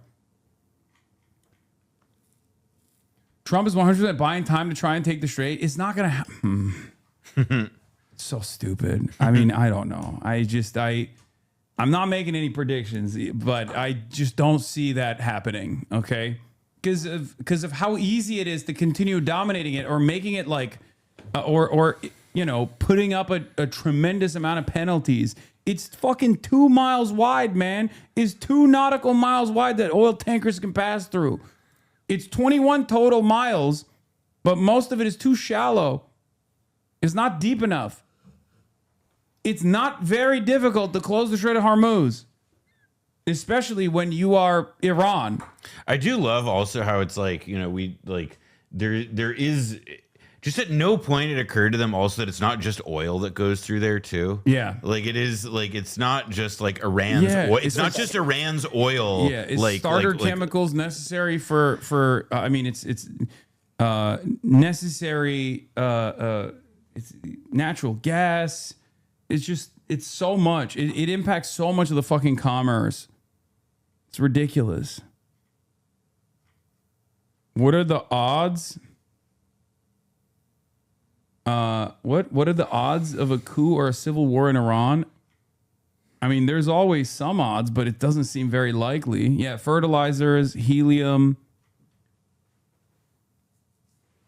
I mean, the urea stuff is urea. I don't know how it's pronounced. The fertilizer shit is especially jarring. Yeah, because that's one where we're not maybe going to see the impact so immediately. I mean, this is like it's part of what feels so weird about living in this time too, is that like media, the politics, the diplomacy, it's all like like everything like happens and stacks up on you like so quickly. I mean, even a pandemic in the globalized world that we now live in, like, it begins in China and within a couple months, like the whole world shut down. And now, like it's like with this stuff, it's like, okay, well now we've finally encountered a crisis that's so substantial and so deep that it's actually gonna like we don't know fully how bad things are gonna get. Like if you read oil analysts, like the ones I follow at least on Twitter and others, like most of what they're saying isn't like, oh, like we're like it's worse now than ever before or whatever. Most of what they're saying, as I've seen it, has been this like reaction of we don't know how bad this could get because we've never been here before, and the people in charge don't seem to particularly care about spelling out what the potential consequences could be. Yeah. I will say another clear-cut marker that things are not going well is that like all these fucking Atlanticist shitheads are constantly, they got everything they wanted, and now that it's unfolding in this spectacular fuck up, they all keep making it seem like this is not what we wanted all along. Like when I see Foundation for Defending Democracy try to like critique Trump's ambitions, I'm like, well, this is you. You signed. This is your thing. Like fucking own it, dude. Yeah. What's going on? Well, you got a problem with this? Like, this is what you wanted. It's happening. Why are you complaining? I don't understand. Like John Bolton backpedaling. Well, John Bolton is backpedaling because John Bolton's backpedaling because he's being prosecuted by Trump. So and also because no, he's also backpedaling because the MEK is dead in the water, and that's like that's true. There was so much money. It is wild how much of like Iran, like diaspora Iran politics for years were dictated by MEK, and I think this conflict right now has totally marginalized them. Yeah. Like MEK used to buy off like fucking like Howard Dean. right? Howard Dean was on the MEK payroll. You know, like they were all over American politics in all directions. Yeah. Trump blinked first out of a clear understanding that striking Iran's energy infrastructure would trigger direct and significant retaliation. As for negotiations, messages were clearly exchanged, but there's strong reason to doubt that Iran actually conceded. The regime is unlikely to reopen the strait without meaningful concessions from the U.S. From Tehran's perspective, this is a notable achievement. They didn't fold, didn't back down, and may have forced Washington to recalibrate its objectives. For Trump, the goal now appears to have shifted. No longer regime change, but reopening the strait. Bottom line is, the conflict isn't over. It's still unfolding, but a potential path to de-escalation has emerged. Still, one key question remains. If in 5 days Iran hasn't reopened the strait, it's unlikely that threats alone will change that. Pressure without incentives rarely works. I mean, there you go. Oh, also, the exchange on Morning Joe regarding the Iran war, Joe Scarborough asked the question, is it a good thing that we're degrading Iran's military infrastructure, yes or no? And here is the opposition leader, Chuck Schumer. Let's hear what he had to say about this. Just to understand like what the current opposition party is saying about this always deeply, looks like that fucking kid from Recess, dude. the deeply unpopular war. No, hold a second. You got to answer my question first. Yeah. Is it a good thing that Iran, and I think you would agree with me, epicenter of terrorism in the world since 1979? I love that You're from Florida. You're from Florida. More terrorism has come out of Florida than Iran in the last 50 years. I guarantee it. Also, the like this is just you're just repeating the MAGA talking points to try and justify this. Like, it's just so stupid. Every fucking supposed liberal, right? If you want to call Joe Scarborough that, even though he fucking kissed Trump's ring initially. He's not a liberal. I mean, he's not, but like these are billed as like liberal programs. I know. It's unfucking believable. Outspoken libtards on television from the political class to the media class are just basically reconfirming Trump's idiotic talking points that are based on nothing, by the way, complete nothing, and then turning around and trying to make a process critique. This is not a valuable argument. This is not a reliable argument. You're literally saying the same shit that you guys said during the Maduro kidnapping. Oh, he's a tyrant. Oh, he's ruthless. Oh, he's brutal. But they should have, I don't know, not fucking kidnapped him. If he's a brutal, ruthless tyrant and you're agreeing with that, why the fuck would any average American turn around and go, no, let's not be a pussy about this. Actually, it's great that we fucking kidnapped him. You're justifying the argument for your opposition and then simultaneously making the most like wishy-washy, middle of the ground bullshit fucking critique that literally does not reach the salience for any person at all. Who the fuck would go, oh, Adolf Hitler was kidnapped. Oh no, it was the process that was destroyed in this situation, and I hate it. Okay, it's fucking stupid. My clip is higher quality. I mean, it doesn't really matter. Is this the? It's shorter, so we're gonna go with the longer. Good that their military infrastructure is being degraded to the degree that it is. Yes or no? It's you can't, because it's a premature question. What is going to happen in the next several months? No, I can ask that question. Well, you can't separate. I mean, that's a good. If you're Chuck Schumer and you don't want to and you're trying to thread the needle that you're threading, that's a pretty good answer. Which is why are you trying to get me to answer a question about how this is going to go when we're like barely into it? Military side of it, I can show you my chart. But I think I threw it away. You have the military side, you have the political side. I'm simply asking on the military side, is it good, regardless of whether we agree with going in or not, is it good that Iran's military infrastructure has been seriously degraded? And again, I have to tell you, Joe, first, you can't, what's going to happen 3 months from now? Is it worth it? What's going to happen? Will the world economy collapse? Will something happen even worse? Will the whole energy infrastructure of the world go up in smoke? So you have to, when they do it without planning, when they do it without understanding. Yeah, that's the problem. Not that like this act alone. We didn't do it with the planning. We needed better plans. It's just crazy. Like, no, dude, you can just say, say this is fucking unacceptable. Sad to see Chris Murphy echoing false neocon narratives about Iran's threats to the U.S. It's not sad to see. He can't help himself. It's by design. At some point, we have to wake up to the reality that this is by design. Okay? I think that the entire infrastructure of communication on the Democratic Party is basically to make it seem like they have this wishy-washy approach to what Donald Trump is saying, but they secretly fucking love it. Okay? That's it. Wake up. It's absolutely controlled opposition with like very few Democrats who genuinely are saying, nah, this is fucking bullshit. Okay? That's it. Why else do they always find just the right amount of votes to not launch a reasonable critique, like any sort of process critique even, that they claim that they have with the administration's actions? Also, there's always enough spoilers in safe seats, mind you, because this is important. If someone was ideologically committed, right, to the cause, then they would come out and say, I'm voting against this. This is my principled stance. I don't want the War Powers Act to be called because Donald Trump is doing the right thing. I love Israel and I want American soldiers to die for Israel. But it's never the people that have said that, like Gottheimer or Moskowitz, that legitimately believe it. Or even now, what's his face? Goldman has come out and he's doing the You mean critique. you mean my congressman? Yeah, you're a congressman. I'm letting you know. I'm making this like I am going to door knock for Bradlander. I want Dan Goldman out of my goddamn life. It's unfucking believable that Dan Goldman is now like, oh, the settler terrorism must end. This is unacceptable. I mean, look, but the Murphy thing annoys me because I think the Murphy thing gets at something that I think is a little bit more general, which is like not about like the specific commitment to the specific project of Israel in particular or the Middle East even, but it is about like a return. Because Murphy was also the guy who had that really annoying tweet after the Trump won like Venezuela fuck up.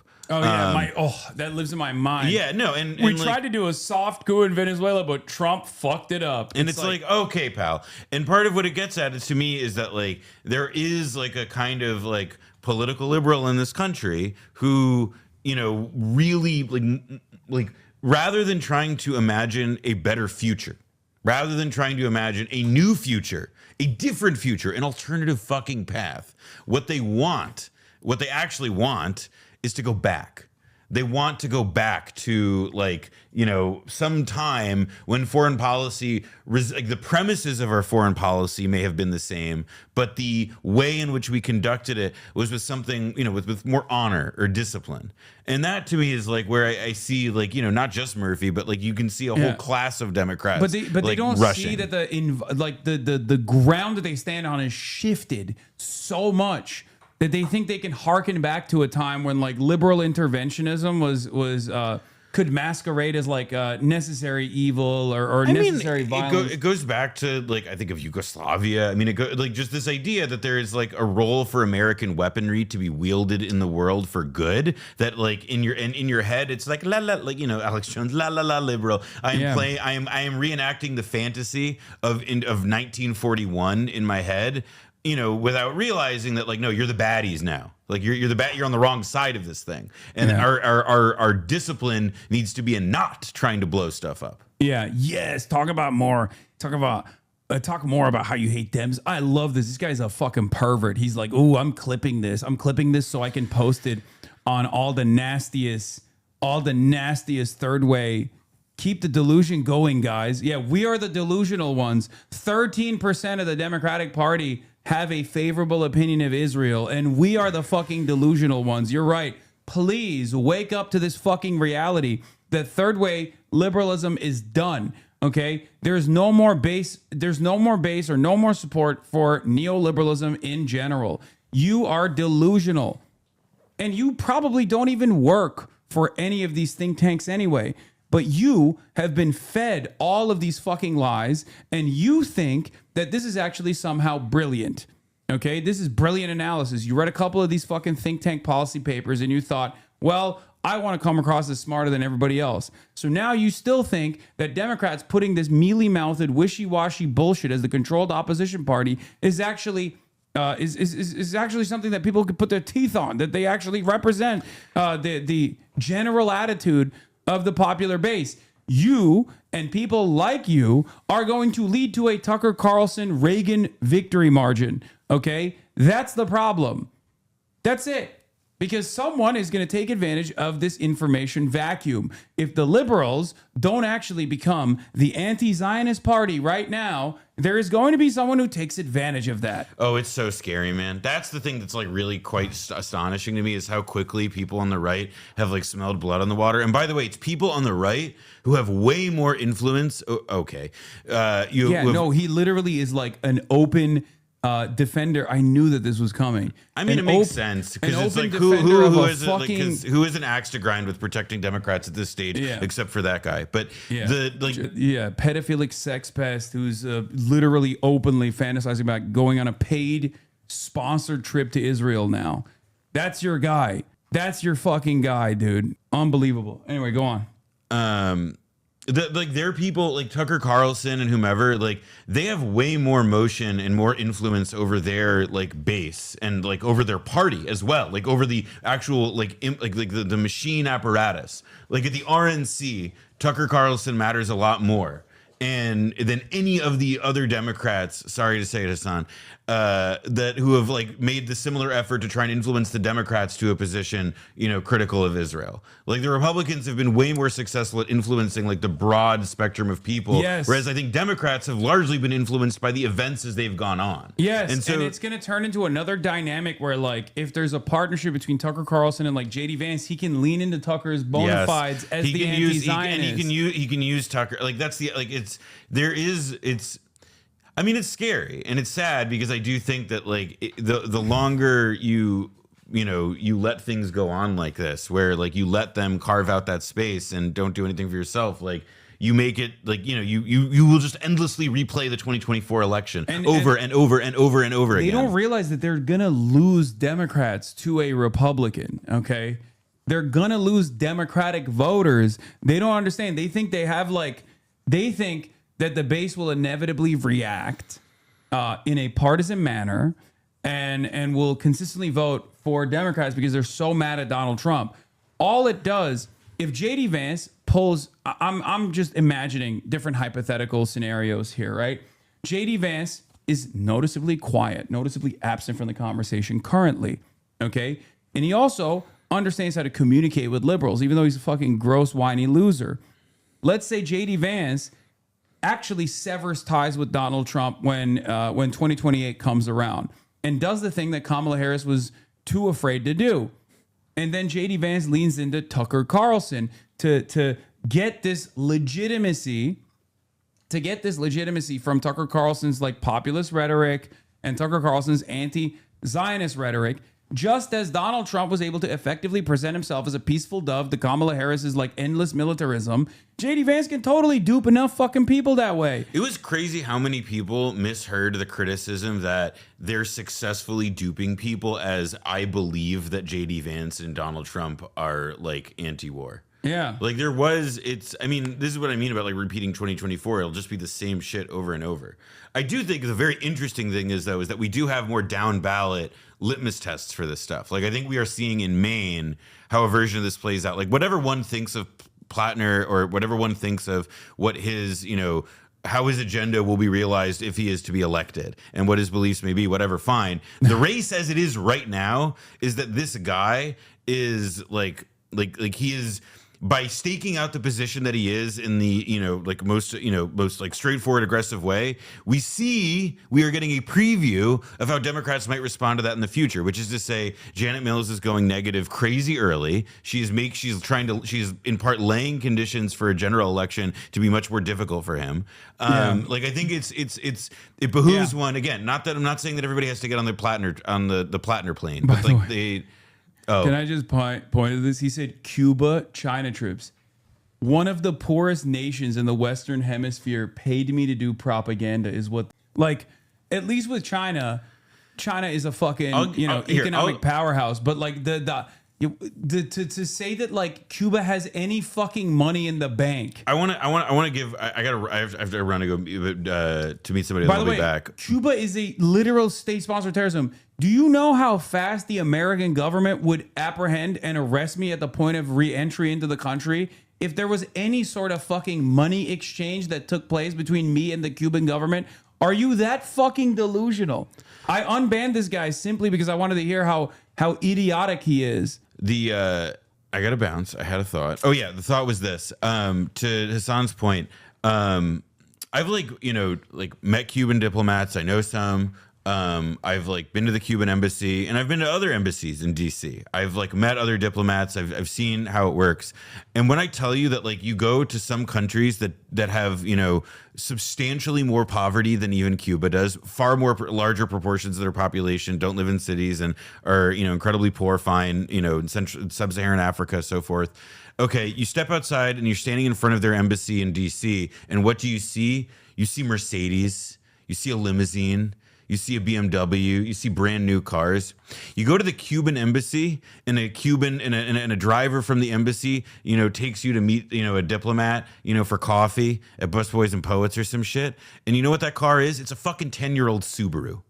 These are not these people don't have the fucking money to do in Israel, is what I'm saying. That's why it's not like it's funny because they'll be the Castro family is has its tentacles in the Cuban government. It's in deeply corrupt system, and it's dude, they have it's the head of LGBT initiatives. They don't have this unimaginable and awesome power that they wield with the Castro name over the fucking over the current government. I don't know. It's just that also strikes me as odd as well. Pisses me off. I gotta bounce. All right, I'll see you later. Later, guys. Yeah, one of